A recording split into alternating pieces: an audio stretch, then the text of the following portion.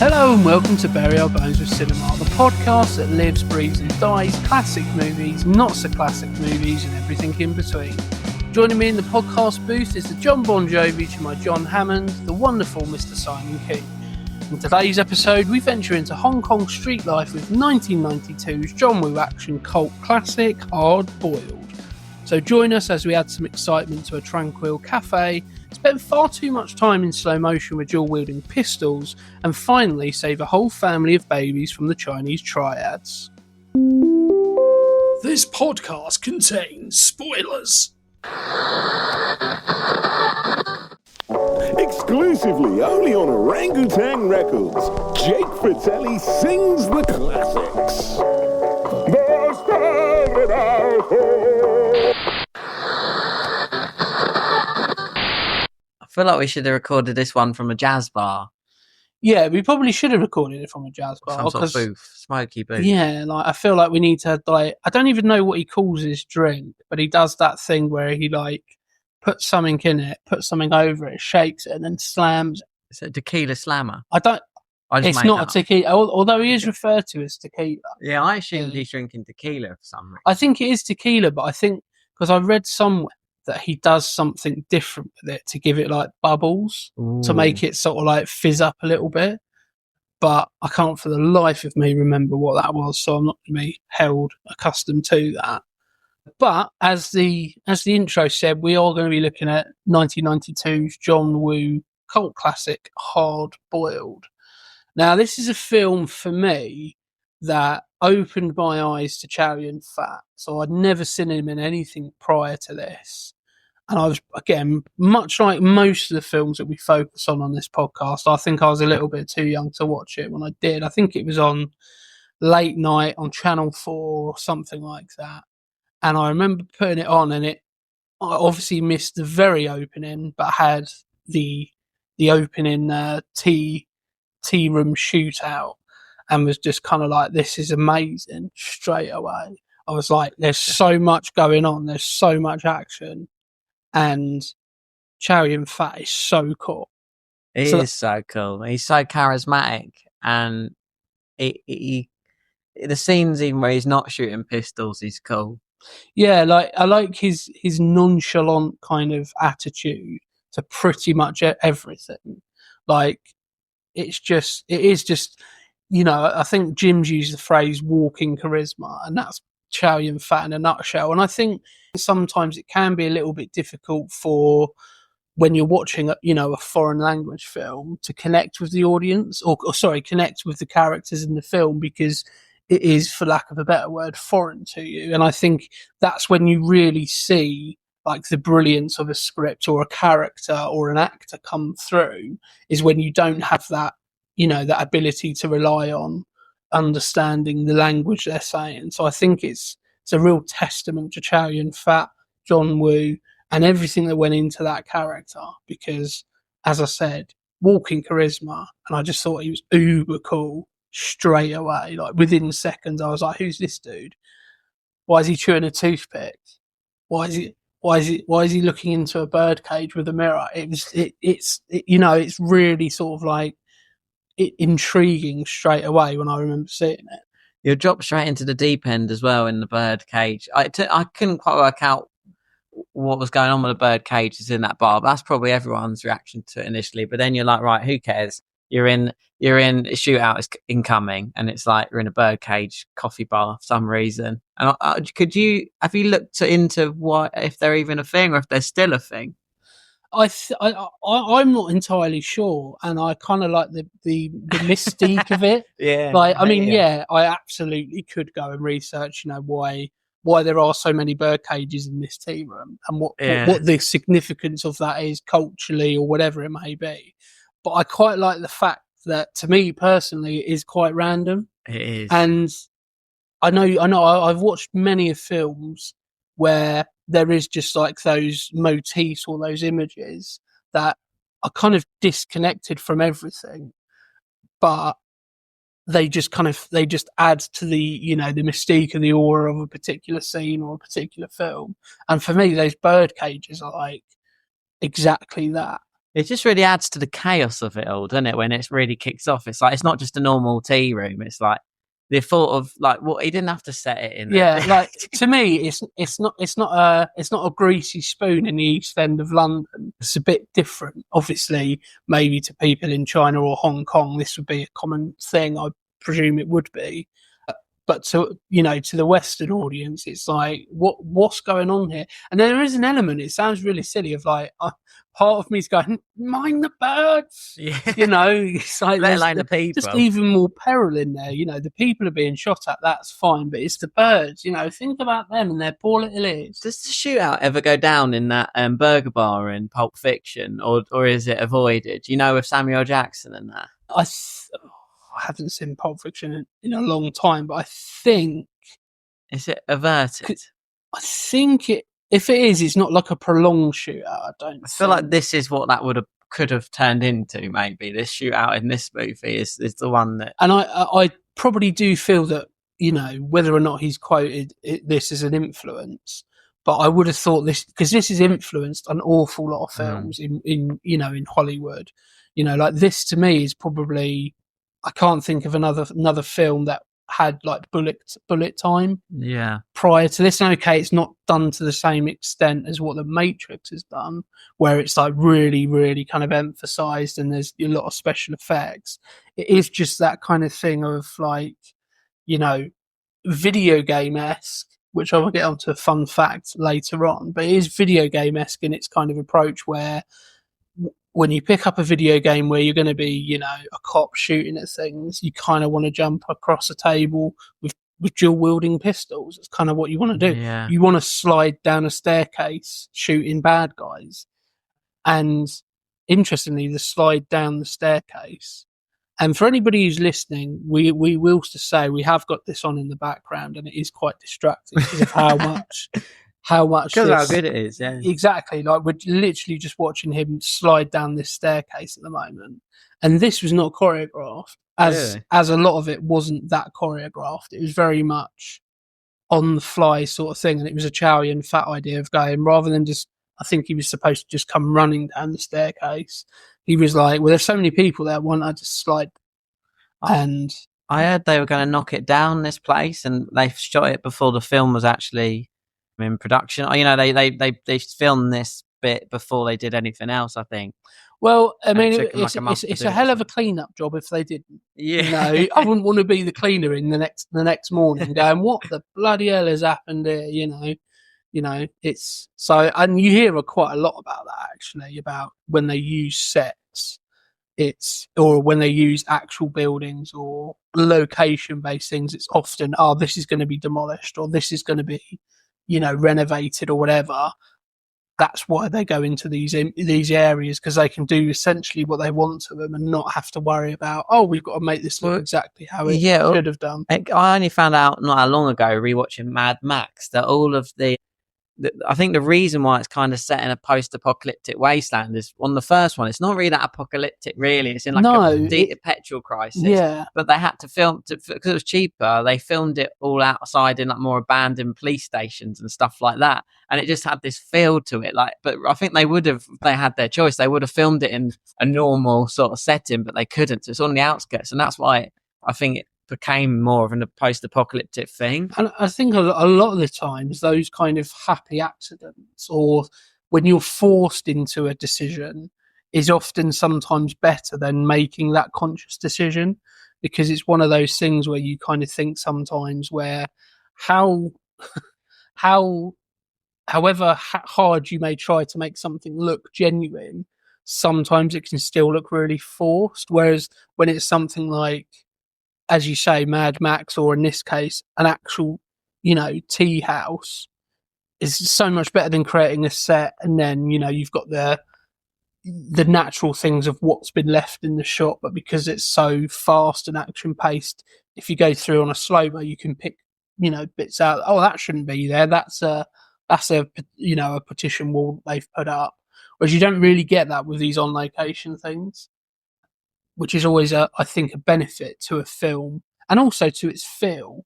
Like, I think so much of a film is feel and vibe, I'm coming out of this having watched Nosferatu on Friday, and a lot of that film is about feel and vibe, and it's something you can't really.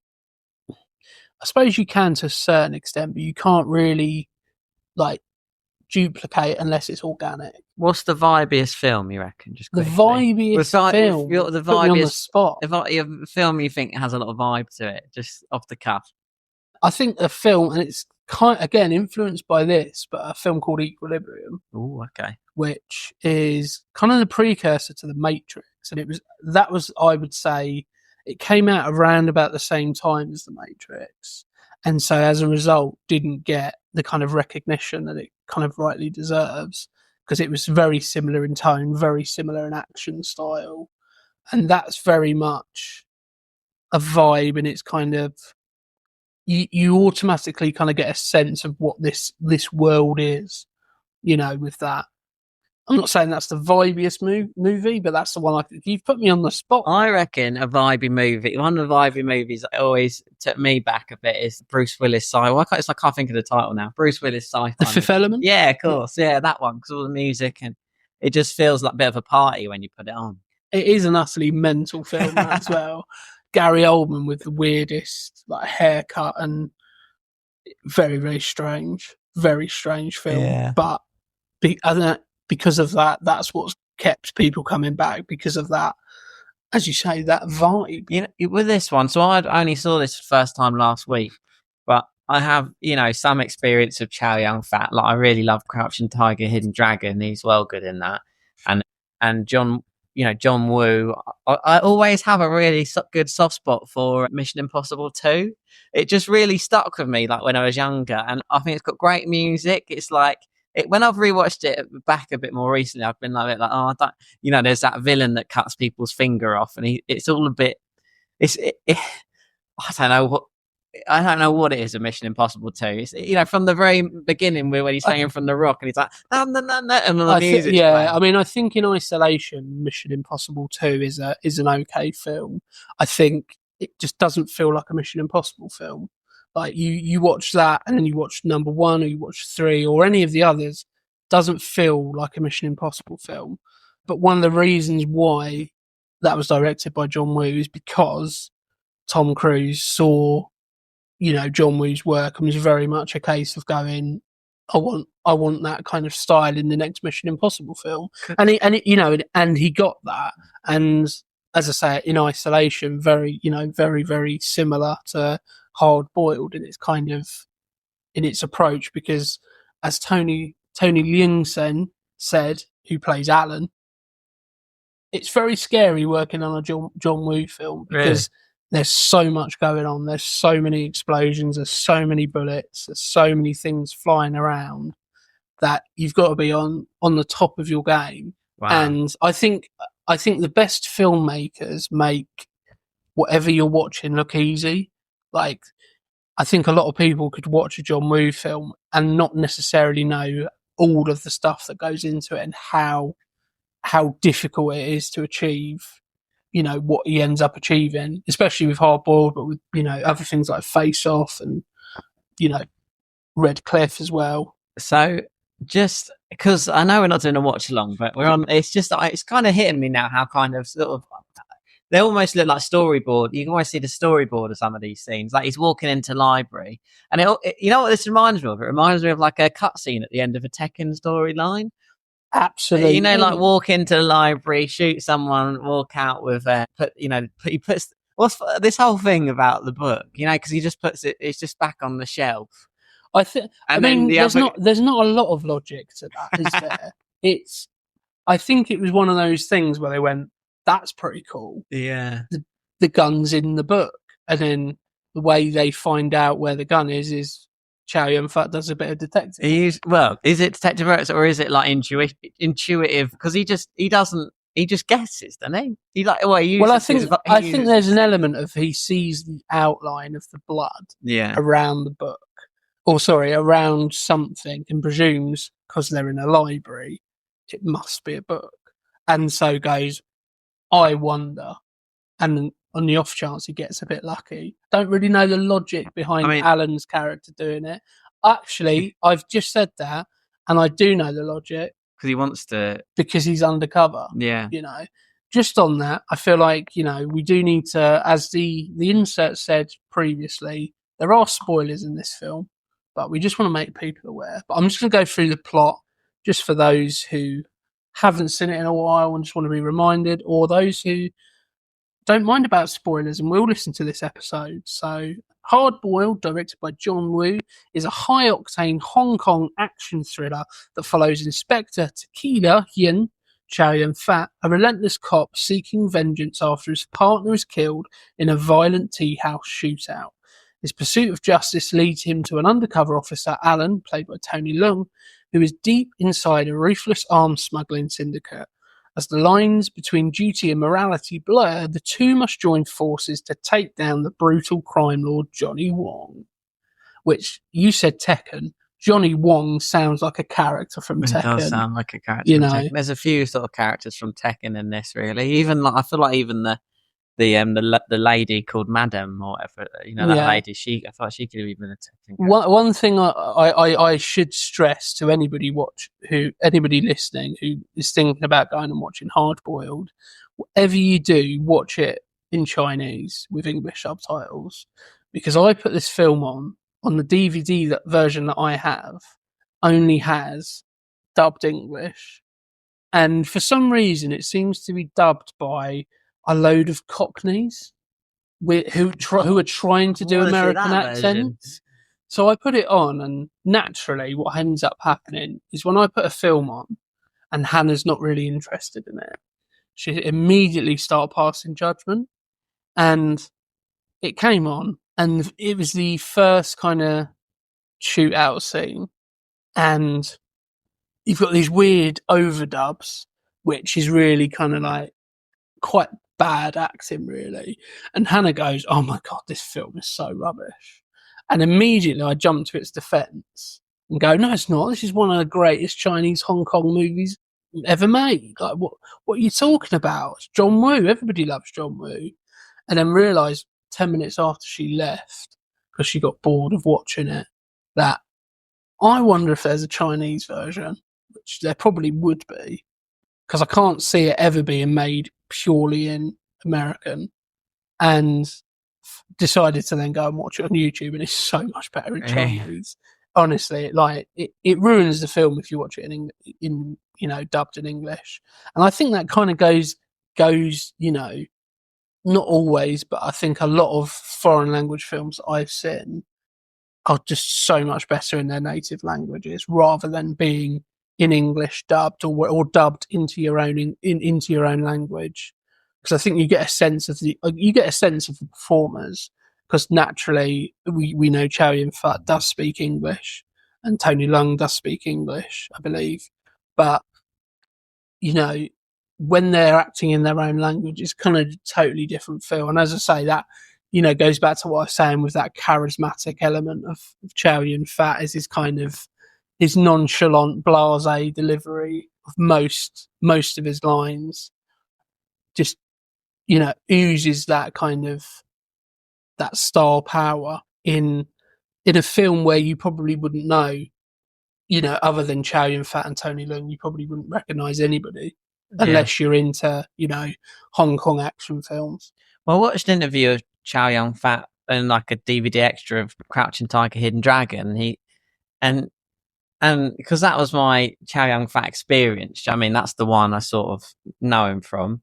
And in interviews, like, because they're all on wires and they're all, fighting martial arts, sword fighting and stuff. It's amazing, right? We need to do that one day.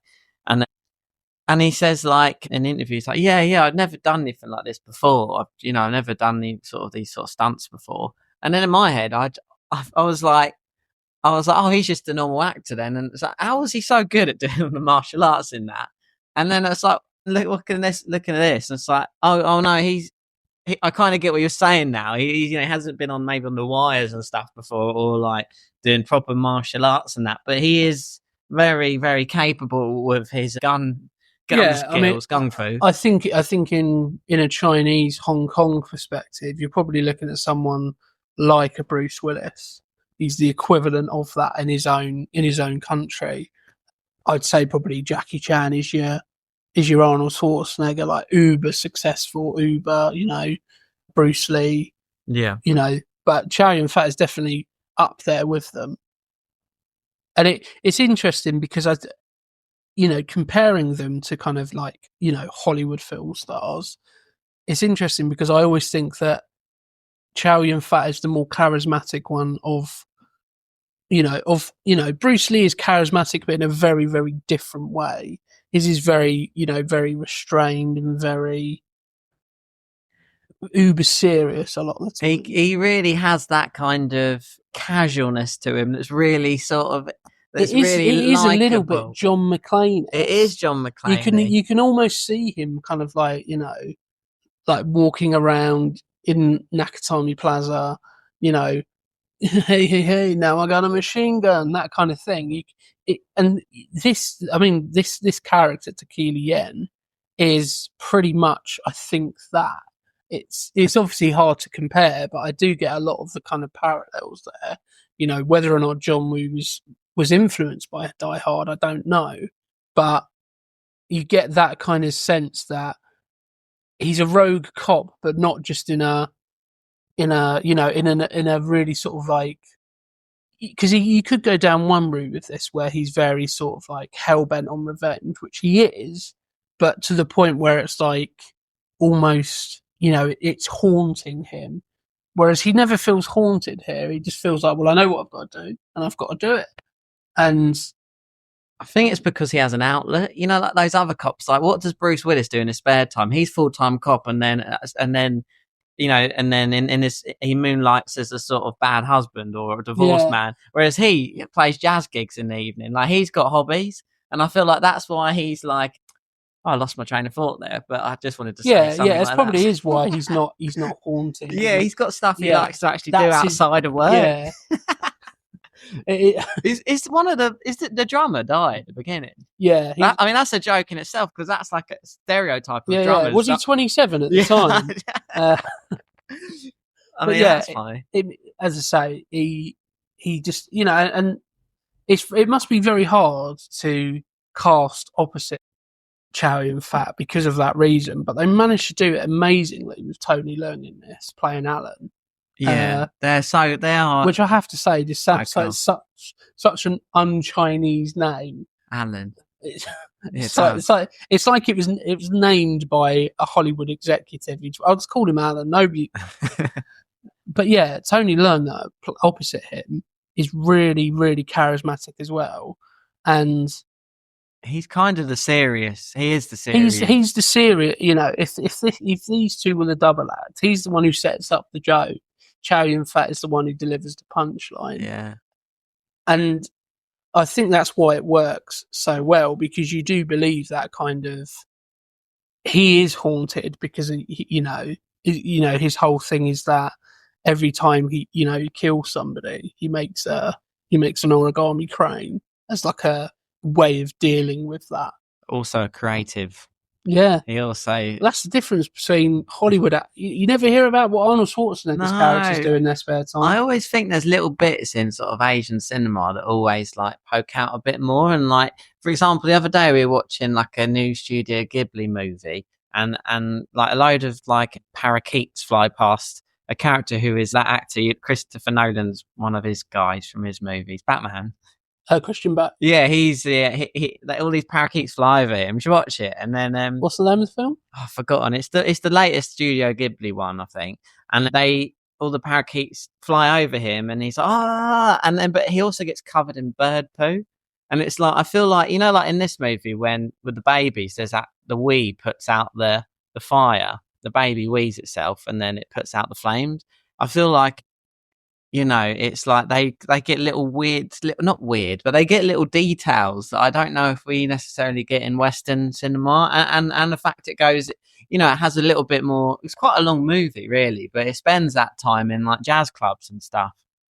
I feel like this film could have also the whole film could have been set as an escape the hospital movie as well. Do you feel that? Yeah, I mean, it goes down. That becomes its own entity in its thing. It's almost like, it's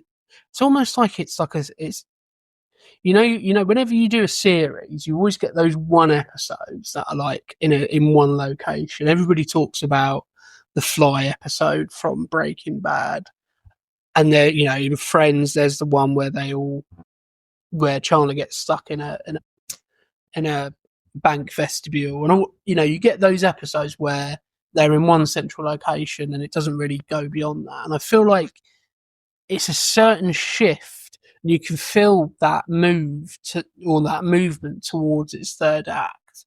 You can feel it starting to go, okay, now we're going to ramp it up a little bit, because it starts off hot. It starts off really sort of like, you get a little bit of context, and Chow Yun-fat playing the saxophone. I'm going to keep saying it, uber cool. You get him, having essentially a tequila slammer. You get all of that, and then boom, it's straight into that massive action set piece where you just you don't know where to look because there's so much going on. And then then the story starts to happen, and it starts to, the plot starts to build up, and then it gets to the hospital, and it's like you kind of automatically feel, as soon as they start all going to the hospital, shit's about to hit the fan and shit's about to get real.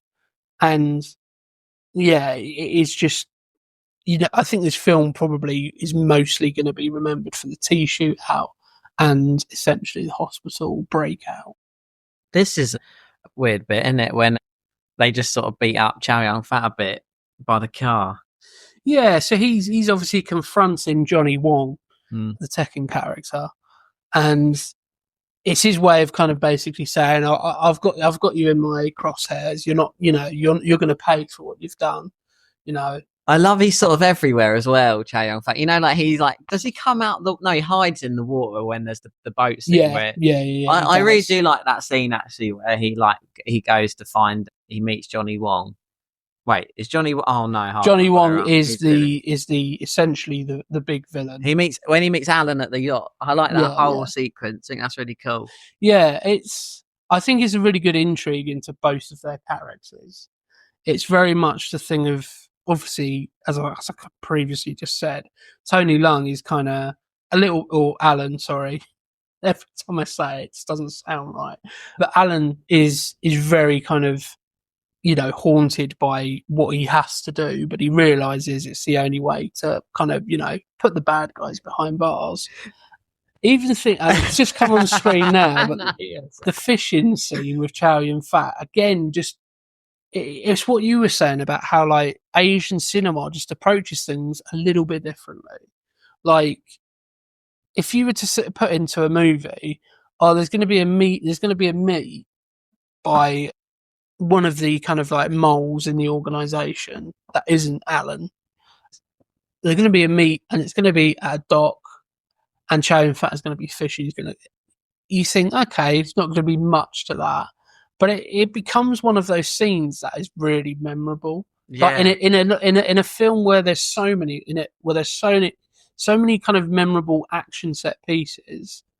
I mean, the kind of, the Ray-Bans and the plaster look is a cool look, and that kind of slightly emo-esque hair, the jet black hair, kind of, it's just a cool look, and this film feels like it was made in the 80s, but it was obviously early 90s, 1992, released in Hong Kong. It then got a wider release in January of 93 in the US. But it feels like an 80s film. Like, it feels like a Miami Vice. It does feel type, I think in today's sort of climate, there would be like, right, the main cop's got ADHD. He's got all these hobbies. He's doing every time you see him, he's doing something different. You know what I mean? He's got like, he's quite a active guy. And yeah, it always makes me laugh whenever he sort of turns up somewhere, because he's just always there. Obviously, it kind of has to be, doesn't he? But like, there's a lot of different locations on this. There's like the factory. It's like when the deal goes. Yeah. What are they doing there again? It's I can't remember what they're making. They're making something there. It's where they basically all the guns and all the all the armory is essentially, and you get that really cool sort of like rappel scene that it goes on for a long time when he's Yeah, I mean the physics of that, because he does seem to be like and the descending smoke grenades as well. Yeah, I think. but even going back to, and I realise we are probably just picking out things that are on screen as it's on in the background, but the whole kind of like the way they communicate, like between the undercover cop, at this point he doesn't know who that is, and gets messages to the police, and he does it via like Morse code and songs, is a really kind of like interesting way of doing it. It's not just like, oh, here's a message, has only been sent to one person. It's like sent in a song. It's sent via flowers, via Chow Yun-fat's girlfriend in the When film. was this made, right?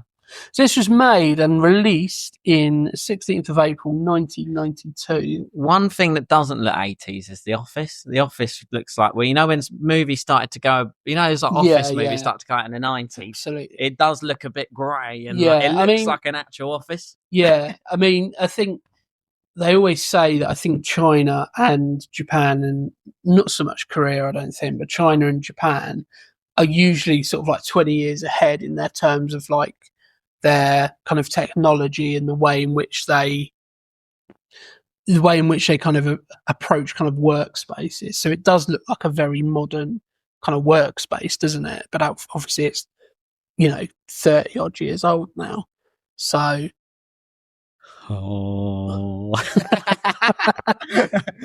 So because it's distracting, but also helpful. Yeah. This is a great one, right? I think I'm on a winner of it on this. So if we just go through the car, or the crew. So obviously, as we've mentioned numerous times already, it was directed by legendary John Woo, who also wrote and edited the film as well, and starred in it. So for anybody who isn't familiar with John Woo in terms of how he looks, he plays the barman in the film, who is called Mr. Woo. So not so subtle. Does he give him like wise words and stuff? Yeah, he's very much the Yoda type character, Yeah. isn't he? In this, which I feel like, could you imagine a director saying, "Oh yeah, I've wrote this character who's like the wise man." Yeah, I think I should probably play that character. It's a bit like fourth wall breaking, really. It's kind of cool. Yeah. Of course, the director would be the guy with all the knowledge in a movie. Yeah, absolutely. It's his movie. Yeah. Yeah, so as I say, directed by John. And for those people who perhaps aren't necessarily familiar with his work, so another film with Chow Yun-fat, which was released sort of like about 6 or 7 years earlier, was called A Better Tomorrow, which again is another great film and very kind of stylized in that John Woo style, essentially. A film called The Killer, which is actually just remade on Netflix. Oh, fair. In a Hollywood remake. So if you've watched that, I think it's only recently come out, like the past couple of weeks. So if you've watched that film and thought, "Oh, that was pretty good," there's a Chinese version as well. Hard Target, another great Hong Kong action film. But moving into his Hollywood-based work, a film called Broken Arrow with Mel Gibson and Christian Slater. Not Mel Gibson, John Travolta. Oh yeah, where it's about a stolen F-15 fighter jet. Face Off, which I think is one of the best 90s action films. Like, it's utterly bonkers in all the right ways. So if you haven't seen Face Off, go and watch Face Off. And Mission Impossible 2 that you mentioned earlier, amongst others. That's not a definitive list, but those are the kind of the standouts. The screenplay was written by a Chinese screenwriter called Barry Wong, who'd also worked on The Killer with John Woo, things like Mr. Vampire, Fight Back to School. The producers were Terence Chang, and Linda Cook. The music was composed by Michael Gibbs. Wing Hang Wong was the cinematographer. Shout out to him, because there are some really great shots in here. And I seem to say it on every episode, but for those cinematographers out there, we appreciate you, because I think it's so often everything's late, everything positively is kind of laid at the feet of the director. That's probably why they get paid the big bucks. If it goes right, it's all on the director. If it goes wrong, it's all on the director. But, cinematographers are kind of a completely, separate art form. As well as John Woo editing, there was Ah Shik, Kit YK, David Wu, and the production designer was Hwa Sen Leung. I apologise if any of those pronunciations weren't correct, but I am trying my best. I don't want to offend anybody. But if you look at the films that a lot of the people working on this had made, they are kind of experts in Chinese action films, and it comes across that way because everything is very much on point and really kind of, the best example of that kind of work at the time. Certainly, the explosions look legit and look great. The gunfights look legit and look great. Pretty much everything is at peak level, I would say. I would say so too. The amount of, I think when what's his name, Ryan? Can we find him? The sort of the henchman of Yeah, so I believe the sort of second villain.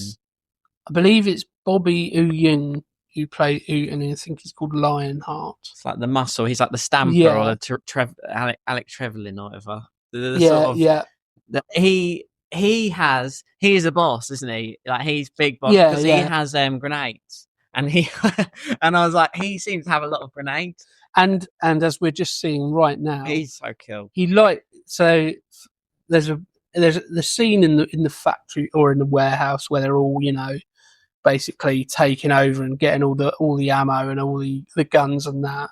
There's a scene where he's standing by a car that's sort of part of it is on fire, and he's holding two like dual wielding Uzis, which anybody who's played any type of game, you get dual wielding Uzis. It's pretty cool, and the fire is kind of like just kind of firing away, and he just leans over and lights a cigarette, and it's like such a tiny little thing that in the grand scheme of things isn't gonna change the film, but it just tells you immediately that this guy is a bit of a loose cannon. He's a bit reckless. He's just a bit crazy.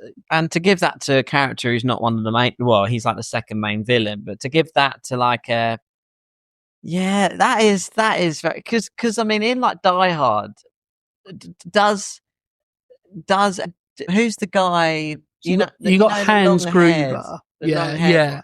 He doesn't get any cool he gets cool fight moments, but he doesn't get any moments where he looks cool as fuck. Do you know what I mean? No, interesting story. If you go back and listen to our Die Hard episodes, you will already know this. But that guy was actually a professional ballerina. Wow. But see, if they gave him a scene, not saying that Dard needs to be any better than it is, but it would be better if it had a scene of him doing something as cool as, maybe it does and I'm forgetting, right? But it would be cool if there was a scene of him in Die Hard like doing something super cool that wasn't sort of related to Bruce Willis. Do you know what I mean? Yeah, just a tiny little character thing that. How loud is this reloading in that factory, by the way? He's like reloading in the factory. I mean, he's hiding, but no one knows he's there. And to be fair, we've both been in a bus garage, and we know how things echo in those types of places. So, I mean, I think it's just his way of going. It's like his way of saying, "I'm here." Yeah, he's on purpose. Like it's that. It goes back to that thing of him just being so kind of. So reckless as to not like give a shit that he's doing that. He's just kind of going, you know what, I'm here. It's his way of kind of going, I'm coming for you. You don't know where I am yet, but I'm coming for you because of the echoey kind of area. Clarification. I did when me and Ryan were probably like 14, I did you had to find somewhere to do a work experience for a week or two. And Ryan's dad is a big name in the bus gang, so I'll tell him that. Yeah, you should. So and he was like, "Oh, what? Well, come with me, and you can do this with me if you like." And we're working the bus depot, And it was great, actually. I loved it. It was a wonderful experience into the wide world of work, wasn't it? Yeah, my 14 going into a bus garage with like burly blokes. Like, I mean, one of them taught me how to like wash up a cup with my hands. He's like, "Oh, you've not been in the army, have you?" So he went, "No." And he's like, "Yeah, just get your thumb in there." And I always remember that. you get those characters in those sorts of places. And also, a great memory from that, which feels like could have an action scene in a movie, to be honest, was when they were testing the speedometer down Worthing Seafront, and it wasn't working. So it was going really fast. Do you remember? I don't think I was it. Yeah, he was in there. I might Promise, obviously it was quite traumatic because I don't remember that at all. I mean, this is taking a bit of a tangent, but I had lots of times like that, of like behind the scenes of like. I remember a time when my dad, because he was an engineering manager of a bus depot, and he got a phone call one evening saying that the petrol pumps had all gone wrong in the depot, and they needed as many hands on deck to run buses to and from the nearest petrol station to get petrol for the next day. And so my mum was at work and I had to go with him. I was too young. So it was just an evening of jumping on a bus and my dad was driving me in a bus to a petrol station, filling up with petrol and then going all the way around and doing it all again. It was like it was a weird bonding experience. Oh, that sounds nice. Nothing to do with hard boiled. Well, no, I mean, right now they're in a depot, and it looks very much, bringing back memories. And there is a kind of fatherly moment. There is a fatherly moment, kind of passing the torch. How do you feel about that when he kills Uncle? Well, it was a shock because obviously I knew he's an undercover cop. I was like, there's got to be a line, surely. There's going to be a line, but then there's also a thing of like, yes, there must be a line, but there's also a thing of like, if he doesn't, he probably gets killed. Yeah. It's that whole thing of, kill or be killed. And I think it really does show the kind of, the conflict that Alan has within himself. And actually, I think what's interesting is that if you didn't know the plot line beforehand, you would be asking yourself, why is he so conflicted? Oh yeah, I was totally falling for all of the stuff, to be honest. And you just think, oh, okay, maybe it is just a fatherly bond that he has, and there may be an element of that anyway. But I think it's almost it's a great element of filmmaking where it's like a mid film twist, isn't it? Yeah. So apologies for spoiling that for everybody again. But well, I think what's kind of really cool about this moment, I realise, is like, the old, because he's like the old sort of mob boss, isn't he? Yeah. And the uncle character who dies. And I like that he's in like an old normal business suit, but like the new one looks, is it Johnny Long? Looks more Johnny Wong. Wong. He looks more like a sort of Miami Vice type. Exactly. He's the new guy, and he's a bit. Essentially, it's almost like if this was made in America, you'd get the old mob boss who made his career on guns and respect and, honour amongst thieves. And then you get the young kid on the block who straight away goes into drugs. Yeah. Straight away just like forgets all the rules. And I think it's the same here. And, the irony of him wearing a canary yellow, like, jacket in this, I think is another kind of touch point on where, like, it's almost like his character is like testing the water for like this new type of gangster. Ooh, like, okay. I'm not saying it's a conscious choice or anything like that, but like in terms of subtext, it feels very much like he's kind of testing the water for this new style of gangster in China, in the Chinese triads, and there is that kind of that pivot point of this is how things used to be done.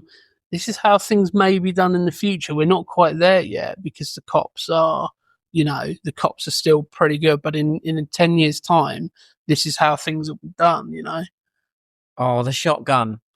The shotgun is so, throughout the whole movie, it's so overpowered in the best possible way. I think he uses it does he use a shotgun in the hospital? Yeah, he does use it. God, some of those scenes are like straight from Time Crisis, aren't they? They feel like, just flash forward to the hospital scene when they're like going duo mode, They're going, Absolutely. and they're like one's taking cover, the other one's shooting. There's that amazing scene where the lift opens and closes. Yeah. Which must be.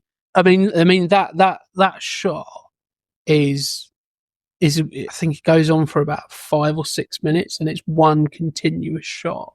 So they start a fight in, I think, the first floor of this hospital, and it's just a camera following Tequila and Alan, and they go into a lift, they go up a floor, they come out, and it continues. Well, I think it's the same floor, but like the set changed in that time. That's how they did it. But it's such a simple thing, but seeing it done in technically it's 2 shots.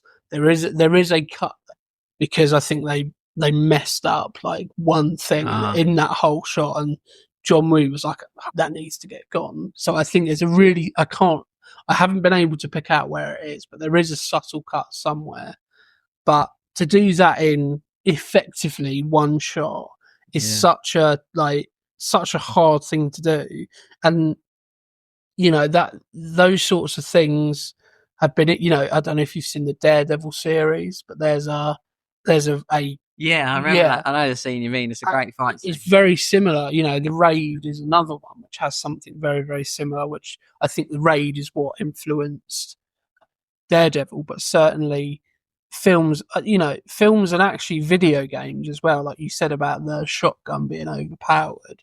But like, I feel like so many action games have been influenced by this style. You don't, because everything is done so well, and because they must have to so meticulously, like you say, it's dangerous to be on set of a load of explosions. But because everything, I mean, this scene at the moment, he's doing a classic. He's pushing along a car. He's getting shot by the henchman dude, and he's taking cover behind the car. But I think it might be done better in this scene than any other thing. But I've never seen James Bond hide behind something so well. I feel like I'm never really out of the. It feels like there's still an element of react. It's so over the top. Yeah, it's kind of weirdly feels real. Like, I think the over the top element of it comes from not because any of it looks silly, but because there's so much of it. Like it's almost a thing of like, he's just done that thing with the car where he's pushing the car and he's getting shot at by the guy with the Uzi, and there's so many sparks flying off of it, and he's saying that's pretty cool.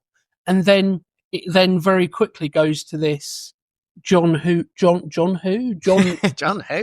in the bar. John Woo trademark of, 2 protagonists or an antagonist and a protagonist, pointing their pistols at each other. Very, very, very common trademark of John Woo films. It happens in Mission Impossible. Is it? I mean, even just before this, there was a guy flying up on he loves motorbikes in Mission. The bit that really still bothers me. I think that comes a little bit from Tom Cruise as well. Tom Cruise loves a motorbike. But like when they did the scene in Mission Impossible 2 is Tom Cruise and the villain in that movie. They ride each other like playing chicken, and they jump, and then in mid-air they both bash into each other or something. It's the most. That scene is like, that isn't.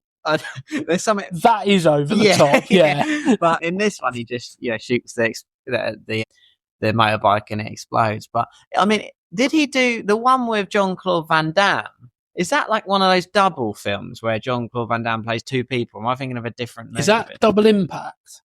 Yeah, I think that's John Woo, isn't it? I'm not sure. But yeah, I think it is just because there's so much action why it feels over the top. Because you wouldn't think, as you say, oh, there's a guy on a motorbike, he goes up a ramp, he gets shot with a shotgun and bursts into flames. That's a pretty cool set piece. Immediately after, there's a set piece of the car with all the sparks, and then there's the pistol off. I was wrong about Double Impact. Sorry about that. I haven't seen that. We do allow for error. Did he do a Jean-Claude Van Damme movie though? It feels like he would have done, but I don't think he has. I mean, I feel like a lot of Jean-Claude Van Damme films. Hard Target. Is that? Yeah. There we go. I thought he'd done one, but Hard Target isn't the one because I thought it might be that sort of I thought it was Double Impact. Yeah. So. That's my train of thought now. What was it? Yeah, I feel like a lot of Jean-Claude Van Damme films, other than Hard Target, are like aspiring to be like a John Woo film. Yeah. Not in the sense of, because I think a lot of Jean-Claude Van Damme films were around about the same sort of time or before. I think it's just one of those things of like, as I said earlier, he makes it look so effortless. It all looks like anybody can kind of do this, but the meticulousness of the approach that goes into it, and the coordination from stunt guys and all of that has to be on point. For safety more than anything, because even in a film that isn't heavily, things can go wrong. So I think he just makes it look so easy. How do you feel about the police chief? Because I would say, because there's always this character in these. We've even done one of these before, but it was Hot Fuzz, which isn't really the most. It isn't the closest one, but the police chief. Well, I mean, Hot Fuzz does parody that kind of genre, so there is always in this kind of buddy cop police action film, there is always that police chief who's he's a bit of a hard ass, and he's pushing the protagonist. You've got to do it by the book and think about all the paperwork it cost him and all that.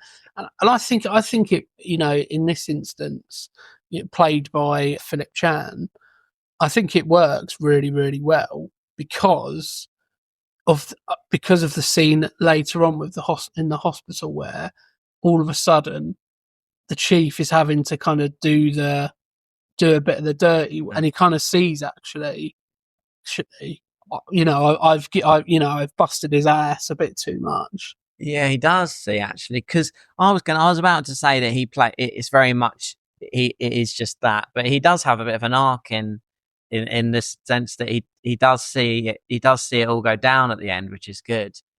Oh god, John Woo cameos in this are great, aren't they? I think they might be the best cameo movie ever. It just really works.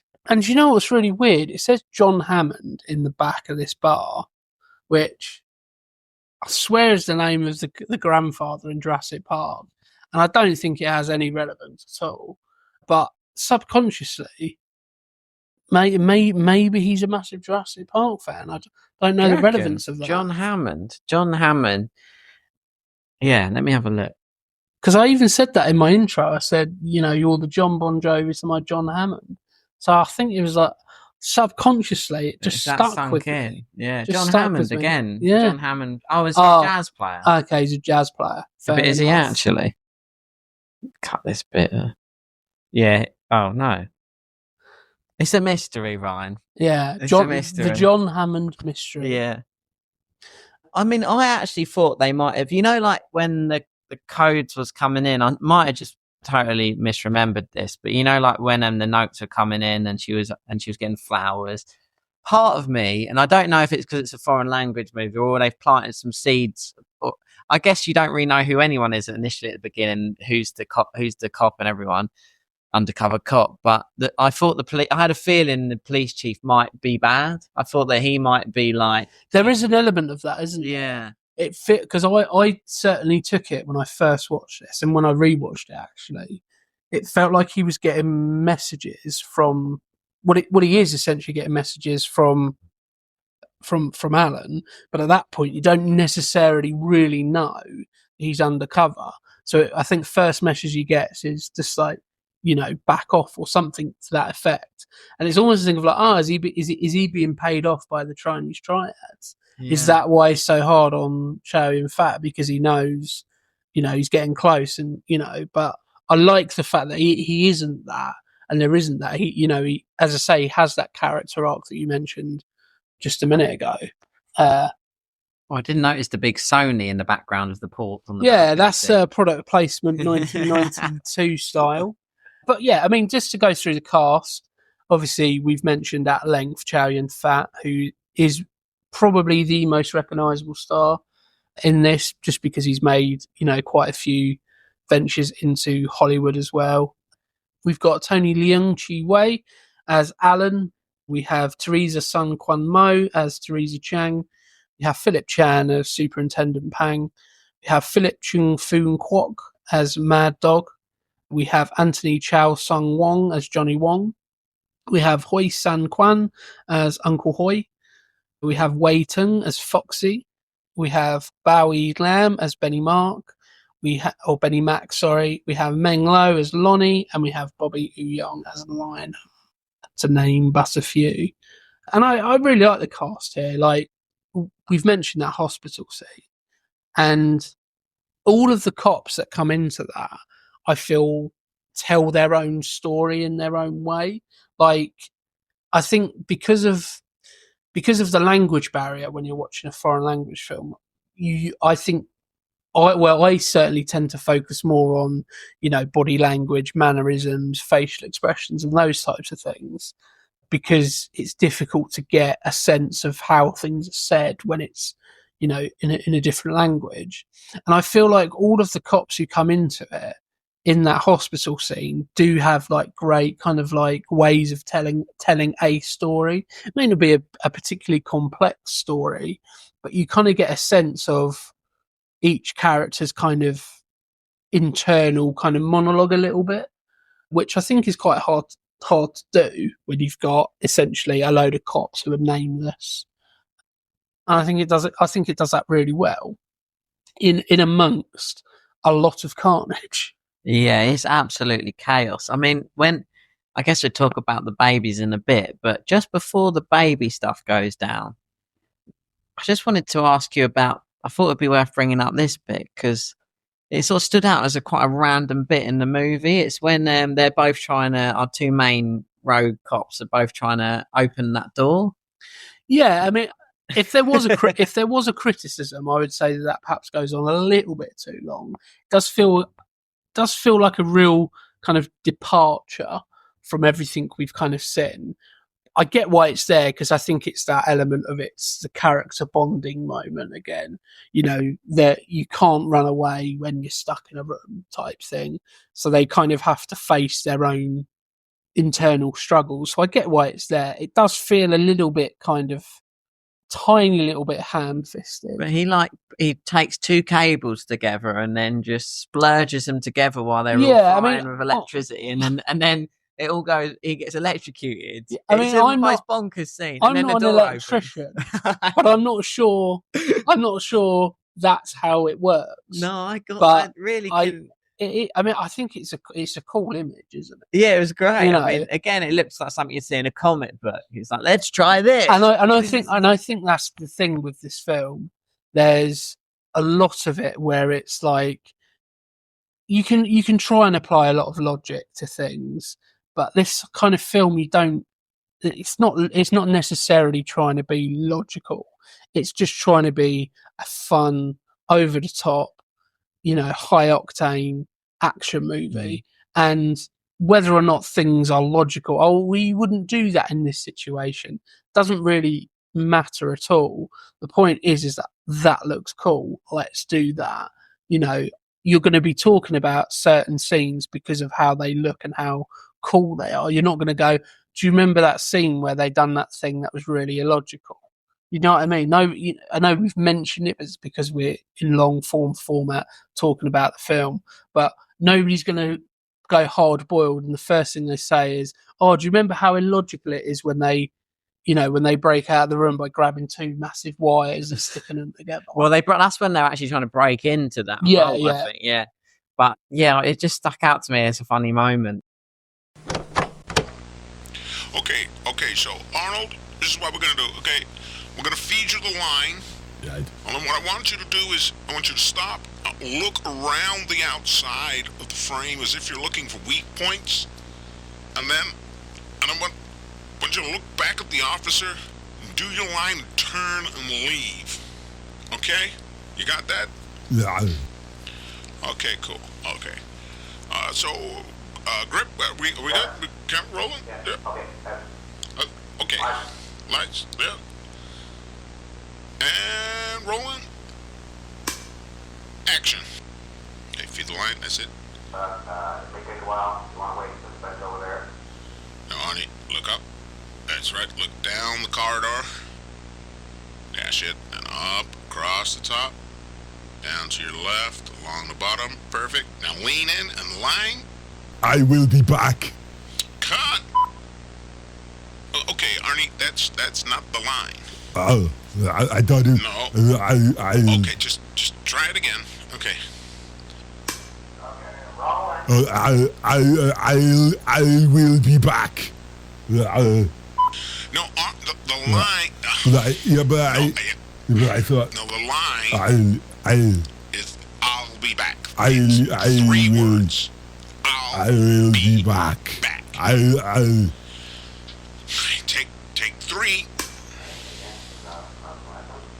Okay, repeat the line. If you want to wait, there's a bench over there. Yep. Left. That's it. Down to the bottom. Yeah. And now your line. I will be right back. God damn it! No, it's three words. I will be right back. Gosh, God. Just do the words the way they're written. When I do it, it doesn't sound right to me. It doesn't sound. I don't care. It not sound right. God damn it! But this is not efficient. I don't tell you how to fucking act, Arnold. Don't tell me how to fucking write. Okay. It's not efficient. I'll be back. It's not words. God. It's not real words. Take four. There's a running, take four, there's a Yeah, I will be right. I'll be back right now. No. Can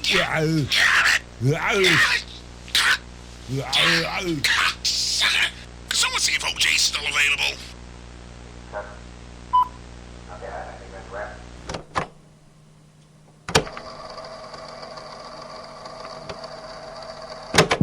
I keep going onto like things it's kind of like influenced, because again I think it's one of those moments as well that I can see a lot of homages in like games and things like that. So when he puts the bullet and the gunpowder into the hole where the nut was, and he does that thing where he kind of like G's himself up, pulls his gun and shoots. It's almost like in Red Dead Redemption when I can't remember what they call it, but it's like the Hawkeye talks. I love that bit actually, because Rick does it again at the end when he makes his final shot. Yeah, it's almost like that's him harkening back saying I can do this, and the reason I can do it is because you've seen me do it before. You know, why it works. He got to G's himself up. It just takes his time on. I like he's slapping himself. I guess up to that point, I'm really with that scene, and then the other dude grabs the two things. But it just shows how determined he is to break this.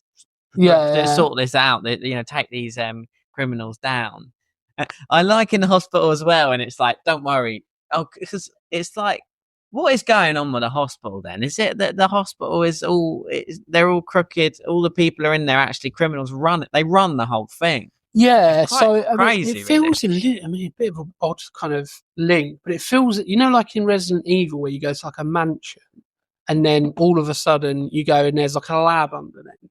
Yeah. It's like that, but like, you go to this hospital and all of a sudden there's like this high-tech gun lab underneath. Yeah, and all the staff upstairs are all criminals. Well, a lot of them. I don't think it's that. I think, and I might be getting this wrong, but I think they basically take over. I see. Oh, no, actually, I think you are right. I think there are obviously, people who work in the hospital, because when they go to the morgue, like the dude, they like attack the people in the morgue. I'm like, they wouldn't do that if they were just working in the morgue. Yeah. So they must, but again, what money buys you, money buys you a lot of loyalty. Yeah. Johnny Wong is a man not to be messed with. Yeah, I get that. He sort of starts to lose. I guess that's the difference between like, I guess for a cop, it's their job to take criminals down, but for a criminal, it's his life to be a criminal. So that's why he's got so much more at stake. Yeah, I mean, he's like you can't retire from the mafia, really, can you? Because he makes a conscious decision at the end that he was like, "This is it," I think, and he's like, "We're going to kill everyone." Yeah. And actually, there's a point where his what I call the sub boss, the guy who wears the eye patch for the the latter half of the movie, which is such a cool touch because it just makes him look even more menacing. It's that's the point where he loses him, because it's like, hang on a minute, there are rules to this. I'm not going to kill innocent people. And there's even a bit where he's having the standoff with Alan in the towards the end, where all of the the doctors and the patients are in the middle of them, and they go to shoot and there's no bullets left, and they put the guns down and they're like, "Come on, get out." Because we're going to finish this. Johnny Wong comes in and just shoots everyone. Yeah, it's he like, does. why did you have to do that? And that I think is a really cool dynamic. Like usually it's the other way around. Usually it's actually no, it does happen a fair bit, to be fair. But I do like that dynamic of like, even there's essentially the baddest guy in the film up to that point, and we're just come up to another John Woo life lesson moment as well. He's such a cool like cameo in just every time he goes to the bar, he gets a little life lesson from John Woo. I love how he knows to go to the bar as well. The sort of guy that's snitching. It's like the safe house, Is he a cop too? The guy is he a snitch?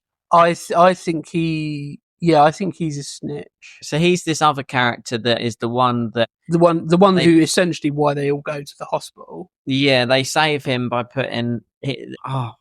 What's our main name? Alan saves him by. I couldn't quite work out. I thought he was planting evidence on him. I thought it was like a message or something. And then they say later on he was shot and it was saved. But I mean, you've got to have a bloody good shot because it's a lighter that gets put in. Yeah, but they're all so shit hot, aren't they? Our main guys. Yeah, well, as we know. That's a great little bit, actually, where he sticks the lighter in his pocket. Yeah, I thought he was planting on something on him, and it was then the villain was going to be like, "Oh, look, you've done something bad," but it turned out he was actually saving his life. But little moments like that, it doesn't really explicitly tell you until it's revealed, so you kind of don't quite know, which is good. It's like it never really just goes, "Oh, he's doing that to do this." It's like, "Oh, what's he doing?" You're not really spoon fed anything. No. It's kind of like. You'll get the answer to this, but in due course, don't worry about it. Yeah. But ask yourself the question. What's that he's put in there? I thought it might have been like a tracker, or as you say, evidence. But as we find out it's a lighter, and he shoots the lighter, which saves him essentially. Our boy who just got saved with the lighter is also the same character that, because of a slightly drawn out conversation between our two heroes, he gets killed. Yeah, it's him, isn't it? And it's like they put him in the room. He's in a wheelchair. Is that the character? Yeah. It's the same character. Yeah. And then they have a slightly too long conversation. They go back and they've thrown his throat, thrown him down one of those chutes. Yeah, it's grim. It is, and then in a film where there's lots of deaths, that's a pretty grim one. Yeah, that is a grim one. Is he killed by an eye patch man? I believe he is. Yes, he is. Yeah. So we're on the bit now where it's kind of revealed. I think that the undercover cop is the flower guy. Yeah, and you kind of get if you hadn't picked up on it at that point, that's the point where I picked up on it. Oh, okay, that's the messages. Like you can kind of let it gloss over you, and I think I kind of did in my rewatch. That's how he's messaging. That's how he's getting messages to the superintendent and to Chow Yun-fat. And I find it really. I mean, this shot as well, where Alan walks into the hospital with the roses, and inside the roses is a gun. Is it a bit like Terminator? I mean, it was made around about the same time, and actually. A lot of people put that in as being who done it? Who copied who? And it was pure coincidence, actually. Wow! That you've got two films, either side of the world, doing something very similar around about the same sort of time. But I like the fact that in this it's white roses. I don't know why. I think the symbolism of it is a little bit more kind of like it tells you a little bit more that there's something that's going to. Because I think. I might be thinking of tulips or what you send to people when there's a funeral or something. But I think red roses in Terminator. If you're going to be ultra critical, a little bit on the nose, maybe. What do you mean, Ryan? I've lost you. Do you mean red for bloodshed? Pretty much, okay, yeah. fair. I think, but whereas white roses is more kind of it's a symbol of innocence. I feel like a little bit more. Okay, fair. And it's almost like him. It's almost like him saying, there's an innocence to him because of his you know, he is an undercover cop. He is, you know, he's trying to do the right thing, and he obviously gives the origami crane to the nurse to give to Chow Yun-fat as he enters the hospital. I mean, it's still weird in 2025 watching people in hospital Smoking on oxygen. Yeah, but I mean, you were allowed to smoke in hospitals around that sort of time. Smoke everywhere. I think she tells him to put it out, doesn't she? She goes, yeah, have you she's a been good smoking? nurse. She is a good nurse. To be fair, he deserved it. 'Cause he's just about to meet He doesn't his know, end. but he's about to croak. Yeah. You know, they try and do what they can. Does he give him the origami? So Alan's just given Chow Yun-fat the origami crane. Does it? That I think there's a little discussion when What is it, like a warning? Yeah, it's a warning. So when they're on the boat on the yacht, they have that. You know how I'll contact you. And I don't think they go into it massively, but it's obviously a bit of a warning that shit's about to go down. And so he moves, obviously, the wounded friend, the snitch, out of the room and gets him into another room. Yeah. But as we know, it is to no avail. He does unfortunately croak it. You can never trust a second to main villain with a scar or a burn on the side of their face. You just know he's gonna find his target. How many of those villains are there? Because there's a lot of. I keep thinking of James Bond ones, but I have a feeling even Alec Trevelyan from GoldenEye. Yeah, absolutely. The guy with diamonds in his face kind of counts as a scarred face. Yeah. The guy is Stamper. Does he ever get a scar? All right, in Tomorrow Never Dies. I don't know why I keep thinking of him. No, I think there's a point where they get wounded. Okay, yeah. And it's like not to keep relating everything back to games, but it's like in a game when you're fighting a boss and you kill them and then their health bar refills. It's the next you get phase. The next phase of the. It's that kind of thing. I think it is a trope of those kind of action films and films where there is a crime lord or something. There's always a guy under him who's the one you've got to be weary of.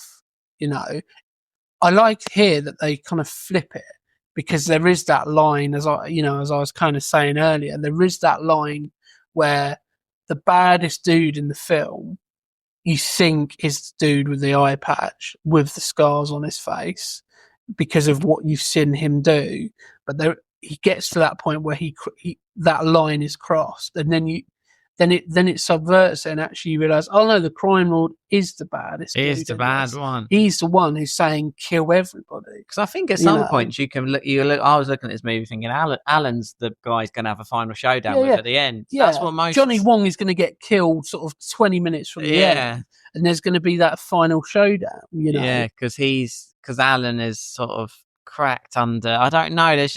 He's a bit. He feels like he's going to lean. I don't think maybe do you ever think he is ever just going to lean into other crime? He's not, is he? He is just. Well, I think it plays with that thing of going, well, how much of this is like, I can't remember what there's something else that does it.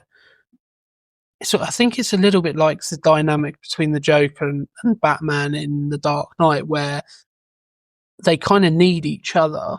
Like Batman needs a villain, and the villain needs a Batman. And I think it with Alan's character, I think he kind of, it's almost like he realizes towards the latter stages of the film that he kind of needs this way of life, because it's obviously there's an element of excitement about it, but it comes at the cost of his morality and his worldviews on things. Obviously, he's done some things he's obviously not particularly proud of, and I think it's that thing of that's almost a point where he kind of you can sense that he's okay with dying. He gets a bit more kind of reckless, and he shoots himself in that final scene. He shoots through him so he can get Johnny Wong. He's like he's reticent to the fact that this is a life that I chose, and I trained for, but ultimately now is the right time to give it up, and the only way to give it up is to die.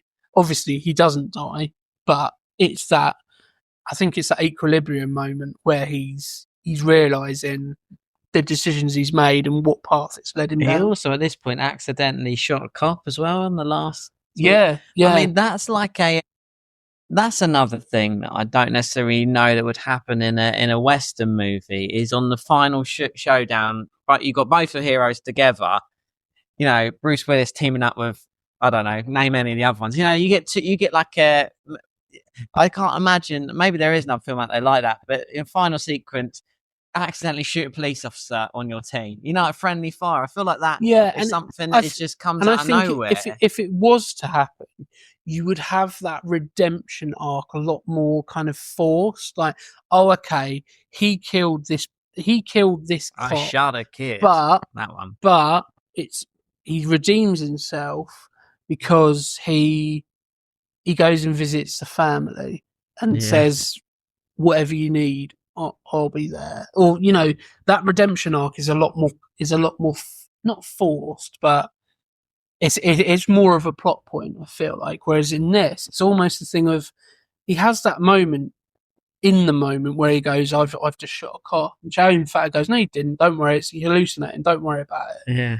Almost because like, we've got a job to do here. I can't lose you. Like, I can't do this on my own. He tells him like 5 minutes later, doesn't he? Yeah, and then they go through, and it's in that elevator scene, the prolonged scene, the one shot scene, and they come out. They do a bit more fighty stuff, and then he says, "Oh yeah, you did." It doesn't quite like that, but then he does say, "Oh yeah, you did kill a cop" or something to that effect. It is pretty straight like that. There's not much more to it. It's not like have to sit down and really think about what you've done. It's kind of just like he says, "I've done it too."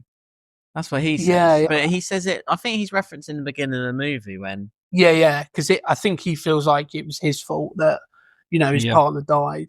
We haven't spoken about the lady character in this. That on the subtitled version I was watching is called Madame, but I don't know what she actually called in the movie. She is called Teresa Chang. Okay, fair. So she is like, I mean, is she like a administrative? Yeah, I mean, she's also Chow Yun-fat's girlfriend in the film. Because I really liked their kind of like relationship up to that point, and I didn't quite get. I don't think I've got that. No, wait, is that true? Yeah. There's a point. I can't remember where it is, but there's a point where it says that. I think it's when she meets Alan, which I feel like might be coming up in a few minutes, where he's like, "Oh, this is Teresa. This is my girlfriend." Because there's a bit of a dynamic where it felt like they weren't together, and he was just harassing her. But then then when it says that they are going out, it's quite a nice kind of sort of dynamic where it's a bit playful and it's a bit kind of like you can tell there's some history there. I see, which would make sense. And it's interesting because when I watched it to begin with with the English dubbed version, the woman who voices Teresa Chang in this is utterly hysterical. And it's in that scene where she's in the office deciphering the flowers. So it feels really. It's almost like she's doing it, and she's doing it, but she thinks it's a hospital scene where everything's going on. It's utterly mental, utterly crazy. Like, I think, you're right with the sort of subtitle. I mean, it's not very often. There are certain things, like Studio Ghibli movies, when they have like, I quite like it listening to the sort of American actors' take on it, like not Christopher Nolan, the other one, Christian Bale. Christian Bale, in that movie and stuff like that. I mean, they seem to get big cast for that, but I guess generally they're not really in like types of movies that aren't animation. They don't necessarily more often than not it will be, you're probably lowest paid, not very good actors when it's, a film like this and it's dubbed into. Well, there just might not be as much time put in. It's but not know what they're doing and stuff. It really does look like the underground base is very James Bondy, really. Actually, isn't it? It's really cool. It feels very Secret Lair, doesn't it? And one thing that we spoke obviously about the English dub version, but interestingly, with the Chinese version. One thing that John Woo didn't do, purely because he didn't want to have to set up boom mics, is all of the actors just dubbed or added their voices in post-production. Okay, fair.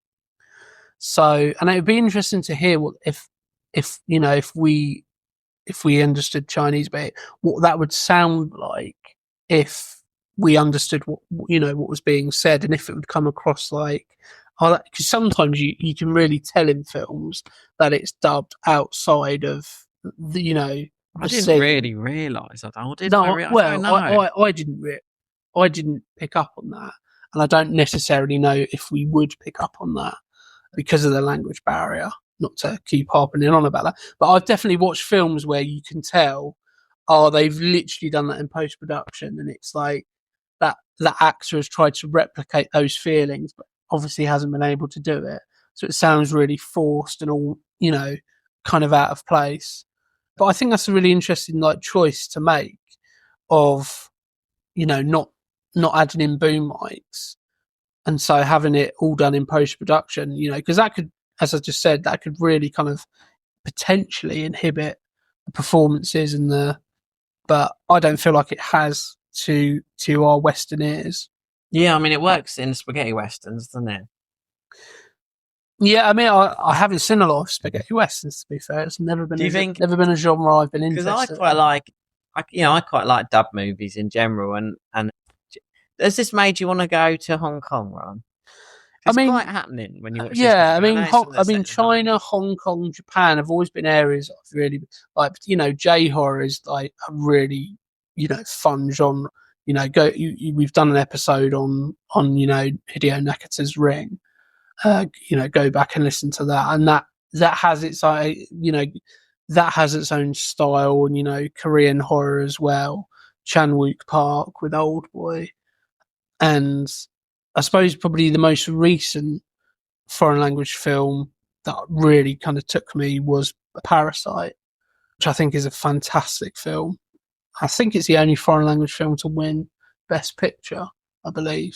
Might be wrong there, but I think for certainly when films are made in other countries that aren't where you're from, I think it adds an element of character to the film that otherwise wouldn't necessarily be there, or would have to be there in other ways. Because there's so many like buddy cop movies, really, that that why like Hot Fuzz is so good is because it sort of takes it still uses the buddy cop stuff, and it takes it in places that it takes it to it subverts your expectations. And this movie, it's like watching one for the first time again is how I'd describe it. It's like still watching. I know it's the first time I've seen this one, but I know this is different. I haven't seen like Lethal Weapon 2. Do you know what I mean? Like, I'm sure I can't imagine that would feel like as sort of fresh as this to me for watching it. I think that is just because of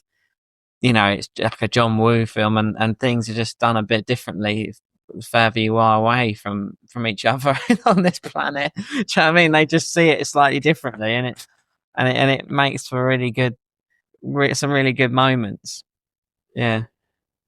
And we're just in that scene where he's about to shoot the bullet in the pipe to send that explosion to open that door, and I do like the way that Alan is kind of like watching him going, what is he doing? Kind of like how we're all watching him, isn't it? And he raises it, but he actually puts he really just he sort of, I think that he aims his gun at the bullet in the pipe, and then he puts it back down, and then he sort of takes a big deep breath and goes, oh, and he pulls himself together and then does it. It's he almost treats it a little bit like a sport, in a way that it's almost like your final bowl, or it's your final dart, and you're on a 9 dart. It's that kind of thing, It's a free kick in the 95th minute. The foreshadowing now, really, of this, this isn't that long before he has to make that shot, and it really does matter, and it's so cool, actually, this whole scene that he'd taken. It's like if it would have been like if Bruce Willis had taken that shot before he had to take it at the end. Hans.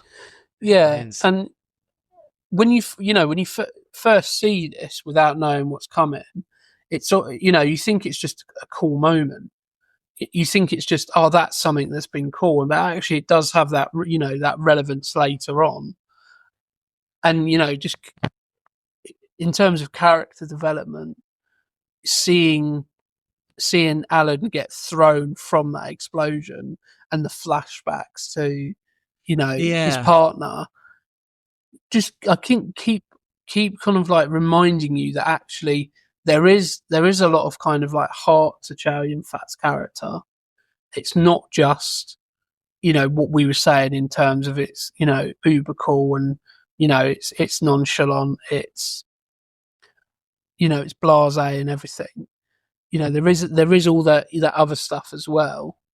It's very lucky that so I forgot that moment was used as like I take that back a bit about the opening the door bit being stands out, because it's used to sort of, it does a flashback to his friend cop mate who died at the beginning, so that's why that scene's in there. So it all adds up. And then I think prior to the flashbacks, I kind of get what you mean. It does feel I was like, what is going on? But what is funny is he sort of, I have to just call him Stamper, the second to main villain again, blind with the eye patch. He, rather than just the whole movie, they use Uzis and guns that have like 1 million, or shotguns like with a massive blast radius. And for this one little bit, he has them both in front of him laying down. He comes out of smoke and he uses a one-shot pistol that he rests on his wrist, and then he misses with it. But it's like, what? Has that gun been in it before? I don't think it had. I think it's like a. It's that weapon that's really overpowered in the game, isn't it? It's the one you unlock after you've completed the golden gun. Yes, the golden gun. I mean, everything about this sub-boss dude. That's very Die Hard for the chains, isn't it? I think his character is called. Let me just have a quick look. I believe his character is called Lionheart. I've got to remember that. That's mental. I don't know. I'm not. I think that's him, based on my notes. So I apologise if I'm getting that wrong. But essentially, that character is. You've got two highly trained professionals, and they're struggling. They are struggling. And you get the cut back to Johnny Wong watching on the CCTV. It's very much the Raid, isn't it? Like, have you seen the Raid, man? Haven't seen. The Raid. This should make you want to watch the Raid. Yeah, I watched this, and ironically, one of the things I said in my head was, "Why do I not watch more like films like this?" Because this is great, and the Raid is one that it has to have influenced. Not that I've seen it, but you see the action in here. John Woo and his influences will be, list as long as your arm. So the Raid is going to be one that's going to go probably in our further watching when we get to that section. There's something, because this is still quite palatable. When it flashed, like The Office felt really real in the beginning. Like, it just felt like a normal 90s looking office or something. But the hospital also feels like, I don't know if it's the lighting or what, but it just feels like you're in a hospital drama. I know what you mean. The diagnosis murder. The lighting is hospital lighting. Everybody knows that. Like, when you walk into a hospital, that type of lighting, and they've got that spot on, and it does genuinely look like a working hospital. It does, yeah. I'm sure it's probably not. And if it is, it may have been, again, a bit like the Tea Room, where here's an old hospital that's not used, let's spruce it up so we can demolish it and we can, essentially, destroy everything in there. So it may be a case of that again. But here's a question, Rye. To slow-mo or not to slow-mo? Well, it's interesting because I'm usually the first person to have a moan about too much slow-mo. Really? Like, I like a bit of slow-mo. What do you mean? But no. I'm usually the first one to say there's too much slow-mo. Like, I think I said that with Mission Impossible 2. I feel like there was a little bit too much of it. But here, and I think it may go back to that charm element of it, there's so much of it here. And at no point am I going, not again. Like I would be if this was a Western film or in the hands of a lesser director. And I'm not gonna make massive links and say that slow-mo here is used in a particular way to create effects with the. I'm not going to say any of that because I don't think it is. I think it's there to look cool. I think You know. actually it kind of maybe I haven't really thought about the utility of slow mo in action films, but kind of in this movie, kind of just allows you to see how cool everything is. You know, it's sort of you sort of be able to see everything flying around. If nothing else, it's there to prolong the cool shot. Yeah, Like we've all seen those, you know, those elements and those shots in films where it's very, you know, it's a tattoo type thing. It's the thing people will get tattooed on themselves. It's the thing that will be in the pictures. You know, taking it back to Terminator 2, it's shooting the shotgun and reloading it. It's the, you know, it's the gun coming out of the roses. It's the thumbs up. You get those images, and if nothing else, slow mo just means that image lasts longer. Which, when you've got a cool protagonist, you've got great action set pieces, you've got. Here's the difference as well. Sorry, Ryan, did you want to carry on? No, go on. I just had a thought, but here's the difference as well. You know, they didn't slow mo the scene, or did they? I don't think they did. I hope they didn't. Where he lights his cigarette. No. Or did they? No, they didn't. No, but that's the sort of slow mo that maybe I don't like. And you'd hear like there would be like a. Yeah. I'm thinking Jerry Bruckheimer, Michael Bay-esque type. They slow mo the smoking, and this they just slow mo the jumping. They just do bullet time in this. And actually, there was a shot just a minute ago where Teresa, she notices that all of the gangsters are starting to file in, and she turns her head, and that's a slow mo shot. And it's not a, you know, I mentioned Michael Bay. Well, there's the other one that's done that Netflix, a couple of movies no one likes at the Mo. It's like based on the Magnificent Seven or the I don't know. when they're crack team movie. I'll remember it afterwards. Oh, Zack Snyder maybe? Yeah, him. He's slow mo. Yeah, he's slow mo central. But like slow mo can be over the top in some ways. Like I always remember Con Air, and I think there's a bit where Nicolas Cage, with his ridiculous long hair and his thick Southern accent, he comes out of like an explosion and it's smoking, and there's this like really 90s guitar riff, and to a certain element it's pretty cool, but to compare it to the slow mo in this does show how slow mo can have such a different feel and vibe.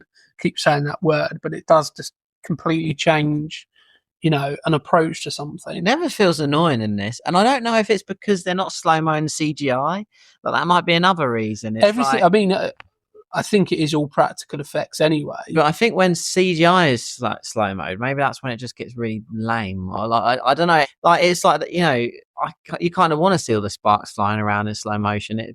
I mean, you kind of want to see like the smoke, you know, and up from every gunshot. You do. That kind of just fills the air. Would you like to see? I would like to see Arnold Schwarzenegger save a room full of babies too. But that would make a good scene. Well, it's funny you should mention the, you know, the room full of babies, because this film was almost a lot darker. So the original plot line was that rather than being an arms dealer, Johnny Wong, or the equivalent of Johnny Wong in the very early elements of the script, was a guy who put poison in baby formula and was basically killing children, which I'm so glad they didn't do that, because that takes it in such a darker, like almost into like a horror kind of aspect, and a bit more. I mean, because there is an element of like using the word gritty. It is a gritty film, but it takes it to a point where it's like gritty for the sake of gritty, you know. Kind of. Also, if I had heard that for the first time, I would have been surprised. I don't want people to think that I'm a psychopath and go, have no reaction. But yeah, I've heard that too. That's why I have no reaction to it. But yeah, I've got a feeling all of our listeners go, he's making absolutely no noises or comments whatsoever. He must be a psychopath. Kill the babies. Yeah, so I think, yeah, that just seems, to be fair, I think John Woo would make anything work, and I think work, and I think I can imagine they could have done that, but and it seems to work without being so extreme, doesn't it? Like, Yeah, like I think it just kind of works that the final showdown is in a hospital, but essentially that's why it is, Yeah. because originally that's it's the plot point. So it's a mental scene when they're getting the babies out the window, and there's a guy with an Uzi just blasting at that cop, shoots the cop, and there's like baby. It's like something that you can't forget from this movie is like the risk that these babies are put in. It's absolutely insane. I know, and it's one of those things where you're like, the one thing I really didn't want to see in this film was see a baby get killed. Like, and I'm so glad that they saved the day. Like there's something to be said about like putting certain types of characters or certain people in peril, and usually I'd be quite cynical saying that it didn't need that. I'm not saying this film needed it, but there is an element of where I was going, thank God they saved the day. And do you know what I mean? And it's, how many babies are mixed up though? That's well, what I thought. Like, have they got like tags on or something? Do you know what I mean? Like, well, you'd hope so. You'd hope so. Yeah. And he puts like cotton wool in their ears and stuff as well. And there's the moment we mentioned earlier when the baby, he's on fire a bit and the baby wheezes and he's like, you saved it. I don't know what he says, but yeah. It's a moment your pee saved the day, I think is what he says. The moment works for some reason. And you see that soft side to Chow Yun-fat's character. You see him become sort of like, that protective figure where he starts singing to the baby, and it's quite, it's another kind of layer to his character, which, I think is another good example of Chow Yun-fat as an actor, and also John Woo as a writer / director. He's just great in all the talking scenes, isn't he, old Chow Yun-fat? Like when he's always laughing. He just really has got the thing about him that makes a great hero that you want to I wanted to be in a band, but instead I became a cop. I mean, those are two quite different, professions, aren't they? Yeah, I mean, what would you rather be, Ryan? A cop like Chow Yun-fat or a jazz band? Well, I think the reality is I could never really be a cop like Chow Yun-fat.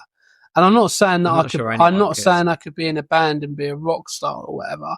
But I think if I was to put it down to percentages, I think I might just edge it with being in a band more so than being a cop.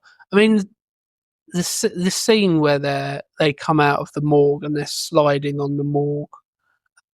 Yeah. I don't even know what you call those things, but it's like the shutters that hide. Essentially, where the body on. Yeah, where you put the corpses. I always wondered what's behind those captures. Yeah, it turns out it's a massive arms operation. But yes, sliding out of those sliders and shooting. There's so many cool moments of just like things that you pretended to do as a kid.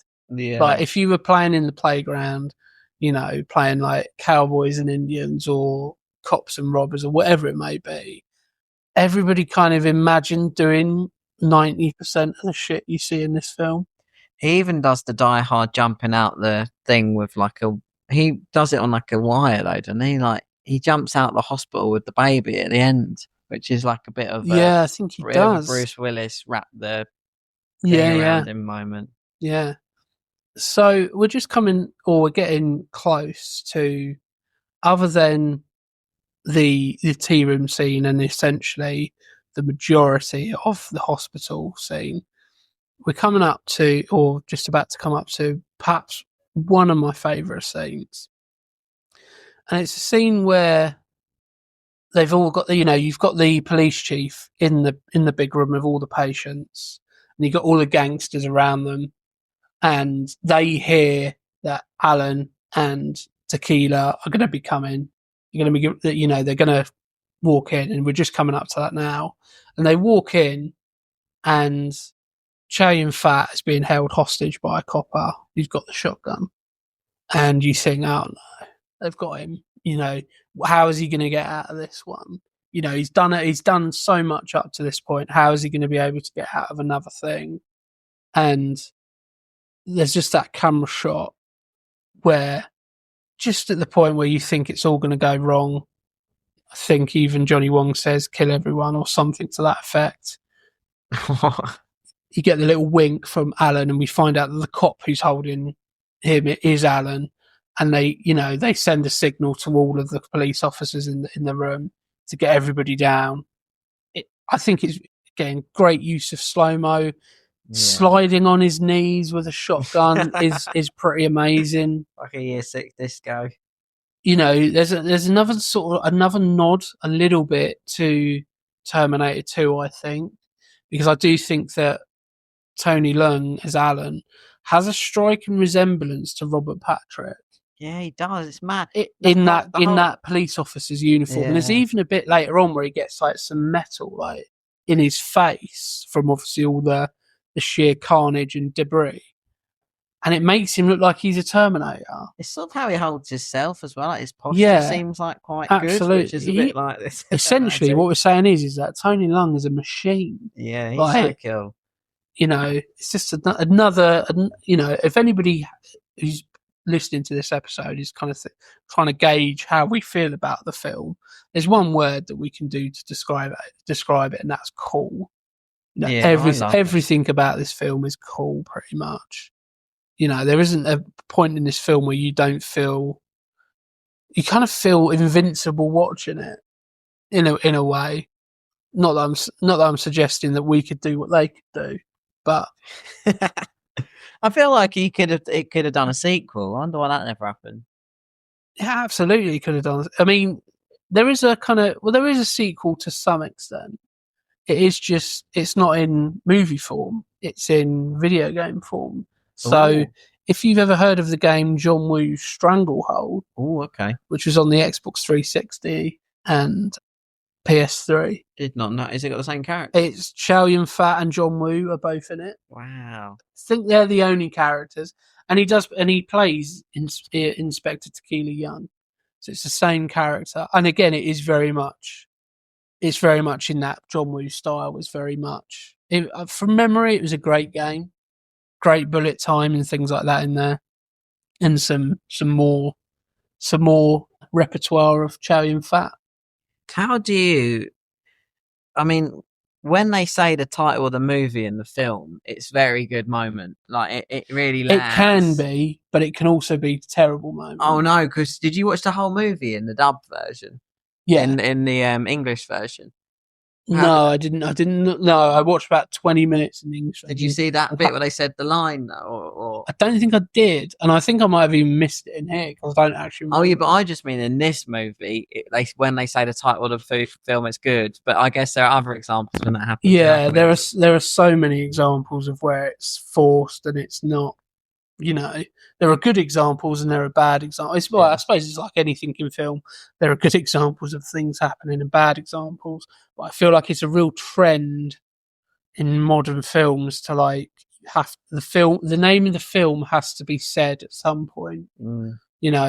I'm a big fan of like abstract titles. But I like this. I love this title, and I also love when he says, "Here you are," I don't know what he says, but he's like, "Here you are, the hard-boiled cop."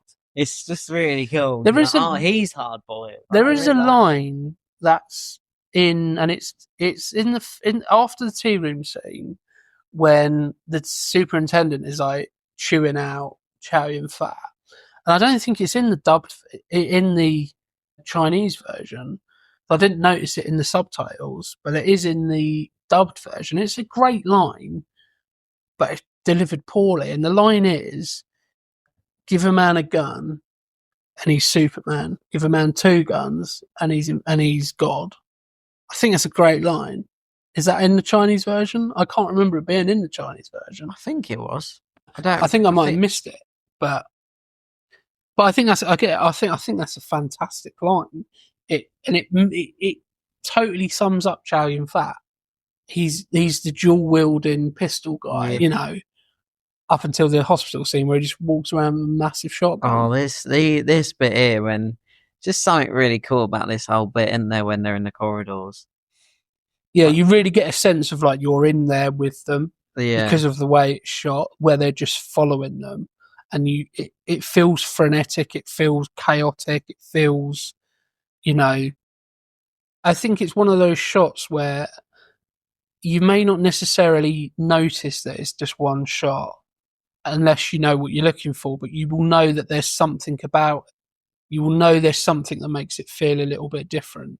I think that's where the cut came. wasn't it? The It cut didn't really matter. came. So for anybody watching the film or wants to watch the film, you want to know where the cut comes. It's just after Alan shoots the cop.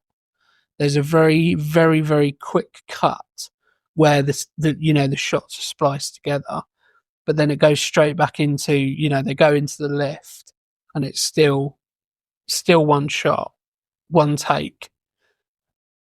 So yeah, it is just the same take. They've just chopped a bit out. Yeah, they chopped a bit out, Maybe. and when you realise how much goes into any kind of filming, if you've ever done, a bit of camera work, or you've been on the other end of the camera, and you realise how meticulous most things have to be to get it right, and how many takes things are. You realise how skilled you have to be to do a shot like this. It's not, it's not something you can just do on a whim. You can't just go and do it. And if you do happen to, it's based purely on luck. Well, how many extras were harmed during the filming of the scene? Exactly. And, this film has a very high body count. Yeah. I think the tea room alone is one of the highest body counts in movie history. Is the highest one Commando with Arnold Schwarzenegger? I don't know. I think the highest one might be a film that nobody's really heard of. Oh, okay. Fair. Because it's probably just made just to be the highest. Just to have the record. And I think it's interesting you say something like Commando, because they're essentially, in terms of their kind of theme, not themes, in terms of their style, they're both kind of quite macho films. It's kind of one man or, two guys essentially against the world. Die Hard, Commando, Rambo, all of those films. But I think what sets this one apart is that... Got loads of babies in it. Obviously that. It doesn't feel like every shot that's taken feels like it was taken, if that makes sense. Like, nothing feels like it's just, like, even when the bad guys are shooting, it doesn't feel like they're just spraying bullets and not hitting anybody because they're the bad guys. Like, there's a lot of, casualties on both sides. Whereas in those Arnold Schwarzenegger films like Commando, it's very much, you've got all these cartel guys and they're shooting and they can't hit anything for shit. Like stormtroopers. Exactly. It feels like the only bit there was some real plot armor was when he decided to use the one-shot pistol, but it's kind of showing that guy just wanted to he wanted to use his sort of golden gun weapon for some reason. So it kind of all makes that sense. But yeah, I mean, he just shot through a wall. Yeah, I think it doesn't really feel like the villains are useless, does it? No, you feel like at any point anybody can get shot. Yeah. And I think that's the biggest difference. I can always remember watching those types of films with my dad, and he would always pick out, got all these guys, and they're firing bullets, and they can't hit anybody. We're in new films now. Whereas Arnold Schwarzenegger's killing all of them. It's that kind of thing. In new films now, they just run out into the middle of they don't even take cover sometimes. Yeah. At least pretend. Yeah, give us an element of all. They're so good, it's Asian action movies and kung fu movies. The combat is so well done, and it's just insane. I forgot about that. And even Teresa gets a kill. Teresa just got a slap, and then she shot him. Yeah, and the guy deserved it. He didn't need a slapper. No, it's true. He didn't. Yeah, like every time I see Tony Leung in that officer's kind of suit, just looks so much like a Terminator. I can't get, I just can't get that out of my head. Like, I feel like, because I know I think it was in Terminator Genesis, where they had, I can't remember the guy's name, but they had a Japanese actor or Korean actor as a Terminator, and it reminds me a little bit of that as mixed with Robert Patrick. But there's a lot of jumping through doorways, jumping backwards, shooting. Because the film's on, it's like it's so hard not to be sucked into the sort of mindless sort of jumping around, saving the babies. Like it is just so intense at this point. I mean, I've got to look away. It's just too good. So the thing, there is just like so much going on the screen, and it's one of those things of what I said kind of right at the top of the episode, that there's so much going on screen that you're never bored. Like sometimes you can get really bored with films because it's a static shot that doesn't change too much, and it's not done in a way where it's done for effect. It's just a boring shot. Whereas here, you've got really interesting shots. It's filmed in a really, stylistic way with a lot of kind of, artistry to it. And we're just getting sucked in again. How do you feel about the final sort of showdown? Because it's when he says you're a hard-boiled cop, and then I love that whole bit. Well, I think there needed to be something along that kind of lines. It's the it's the equivalent of the 6 shooters in the westerns, isn't it? It's the shootout, the final kind of shootout.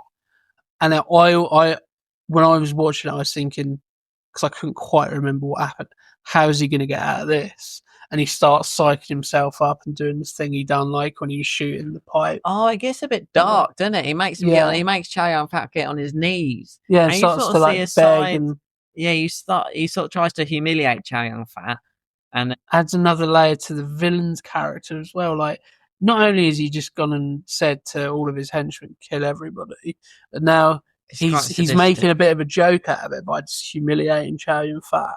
Yeah, it's pretty grim. It's pretty grim when you really think about it, but it's done in a way where it doesn't make you think about it for too long. Yeah. Because if you did, you'd be like, "Fucking it's dark." And he sort of realizes, doesn't he? He's like 32.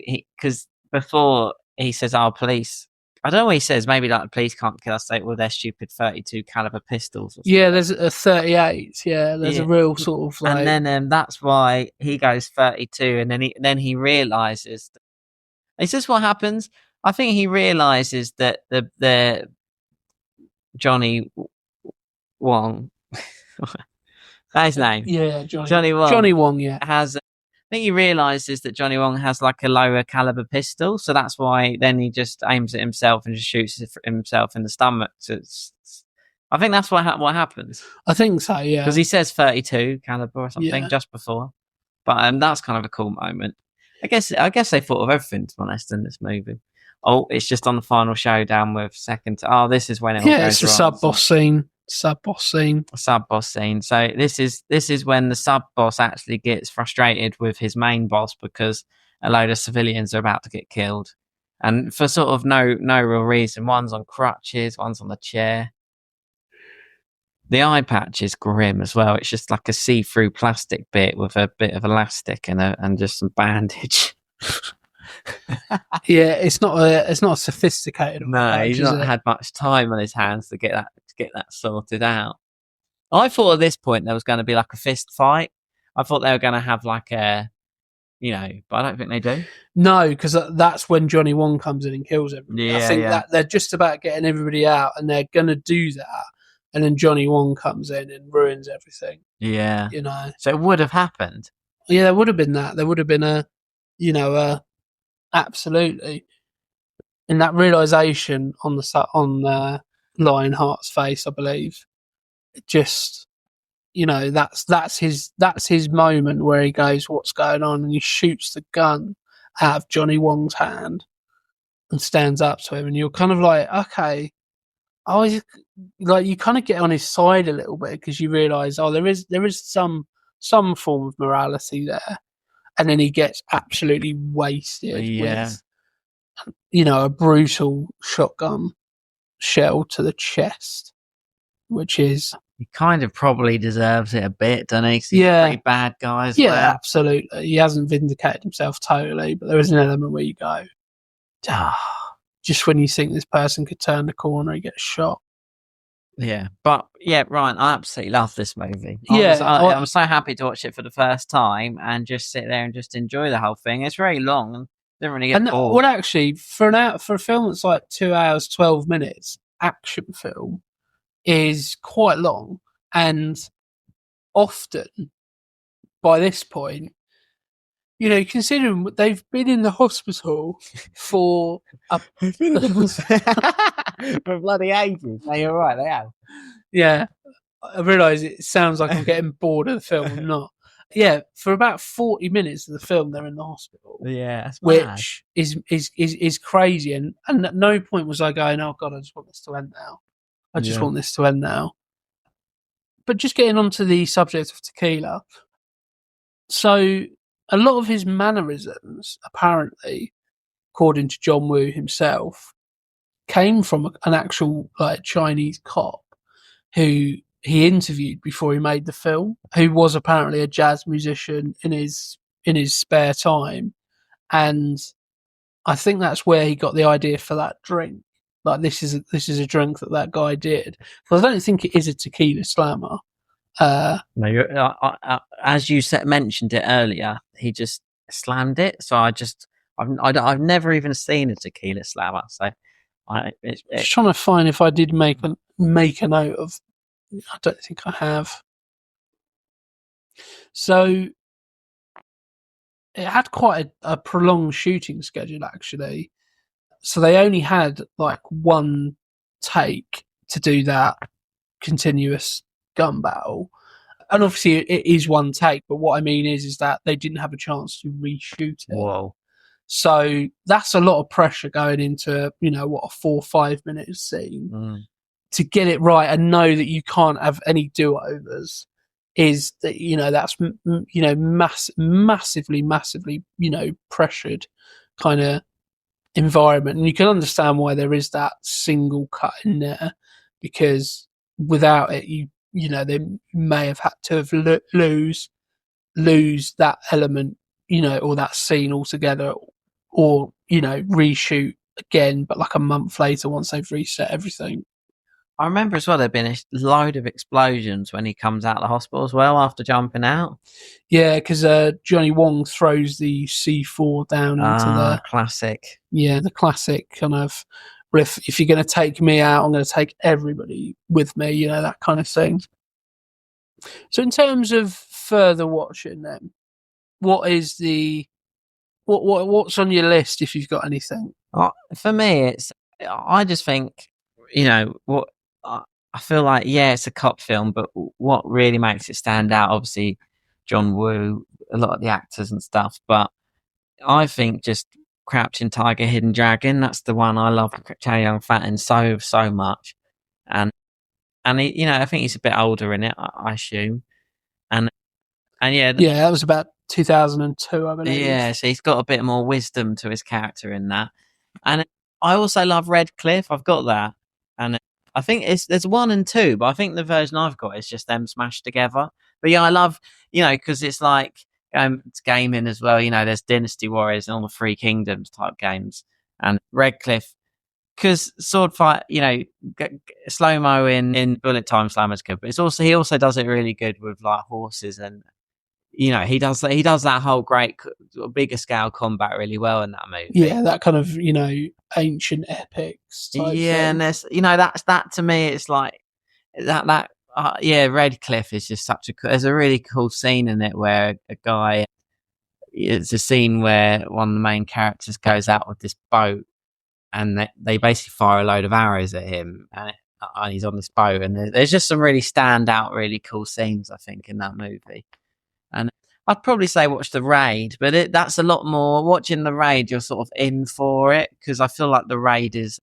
I feel like people have probably seen The Raid. It's essentially. My understanding of it is essentially it's like the hospital scene from this. Yeah, and it's just but over the course of the whole film. And there's a lot more like martial arts and stuff. Yeah. But I think, the Raid is well good. I mean, But yeah. That so I didn't lean into any of the cop dramas and stuff like that, which maybe you were. So one I picked out was a film called The Corrupter, which is another Chow Yun-fat film with Mark Wahlberg. So it's, US film. I remember that being quite good, and it's very similar, set in Chinatown in New York, and it has a very similar kind of feel to it. Face Off, which I mentioned earlier, I think it's bonkers to the nth degree in the best possible way. Great performances from Nick Cage and from John Travolta. And then I think as well, A Better Tomorrow, which is another John Woo film, which is kind of the precursor to this. Not the same story, but an 80s, action film, which I think is very, very good as well. And I think generally speaking, if you like John Woo, go watch some more John Woo. I think this is I'm not going to say this is the pinnacle, but it's pretty close to the pinnacle, I would say. There's, as we've kind of established throughout this episode, there's so much to love. There's so much to be excited about. There's so much to digest just on the screen. Like, visually, this film is as cool as you can get, really, I would say. Yeah, and I feel like it won't. It's just, like I like Face Off and that, and you can enjoy for a specific type of entertainment. But this is like, God, there's a scene of just the villain there where it very much Hans from Die Hard. Yeah, you know what I mean? it's very, very similar to that. When he looks up when he's Hans hanging. being drops from Tommy Plaza. This is like the sort of this, yeah, the Chinese version of it. Yeah, it just feels like a sort of brother to Die. It feels like Die Hard's overseas cousin. It's just, it really is. It's like John Woo watched Die Hard and went, I can do that. Yeah, and he did, and he has. And this spiraling shot of what we believe at this point is Alan's dead body, fading into. What we saw towards the beginning of the film, where his file gets burnt, like the partners of Chow Yun-fat when he died in the tea house. And at this point, we think, okay, we've lost Alan, but he sacrificed a lot because he saved the day. And then you see a slight sort of smirk, a slight glint in Chow Yun-fat's eyes as he looks at the inspector. Looks back at the fire, and we see that burning picture of a young Alan fading into the origami cranes being thrown into the water, and we see that Alan survived because he fucking loves Antarctica for some reason. That's what he said. And I want to go to Antarctica. He wants to go to Antarctica because it's daytime 24 hours a day, so he can't be in the dark. Then God knows what happened after that. You have to play an old PS2 game. yeah yeah Get the PlayStation out then, come on.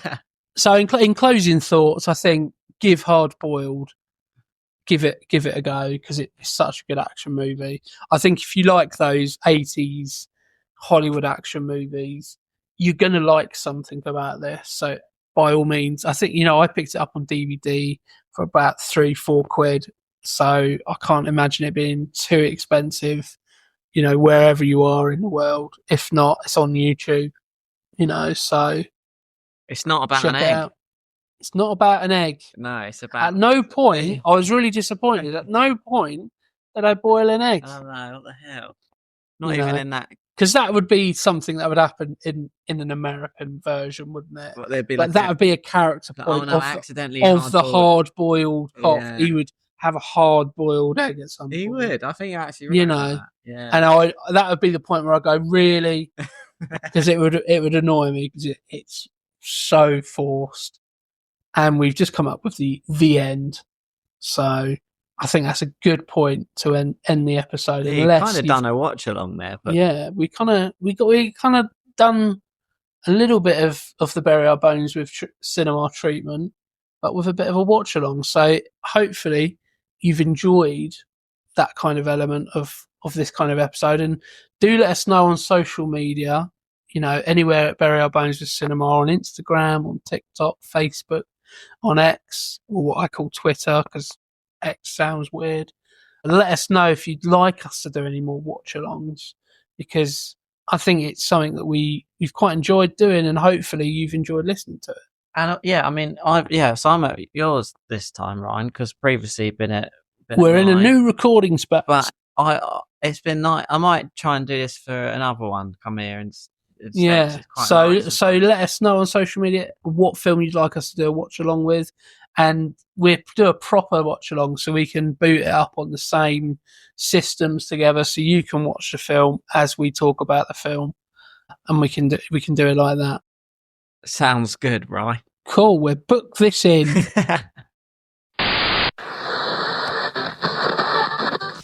JML teleporters, bang, and the fly is gone.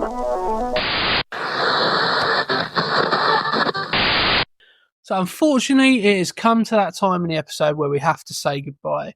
We hope you've enjoyed the episode as much as we've enjoyed recording it. And don't forget to like and subscribe to wherever you get your podcasts from. And also head over to our social media platforms to stay up to date with Bury Our Bones with Cinema. So for today, you've been listening to Jimmy Murphy, Simon Keet and Ryan Etherington. Together, we'll Bury Our Bones with Cinema.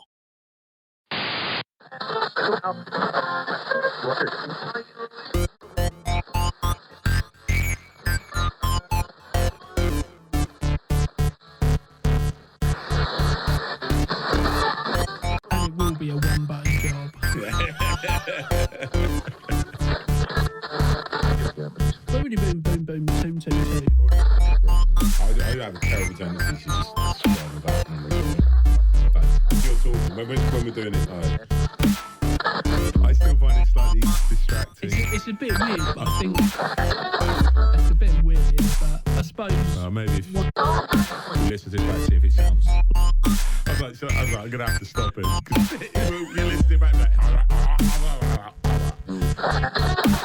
It's good job I observed that well, wasn't it?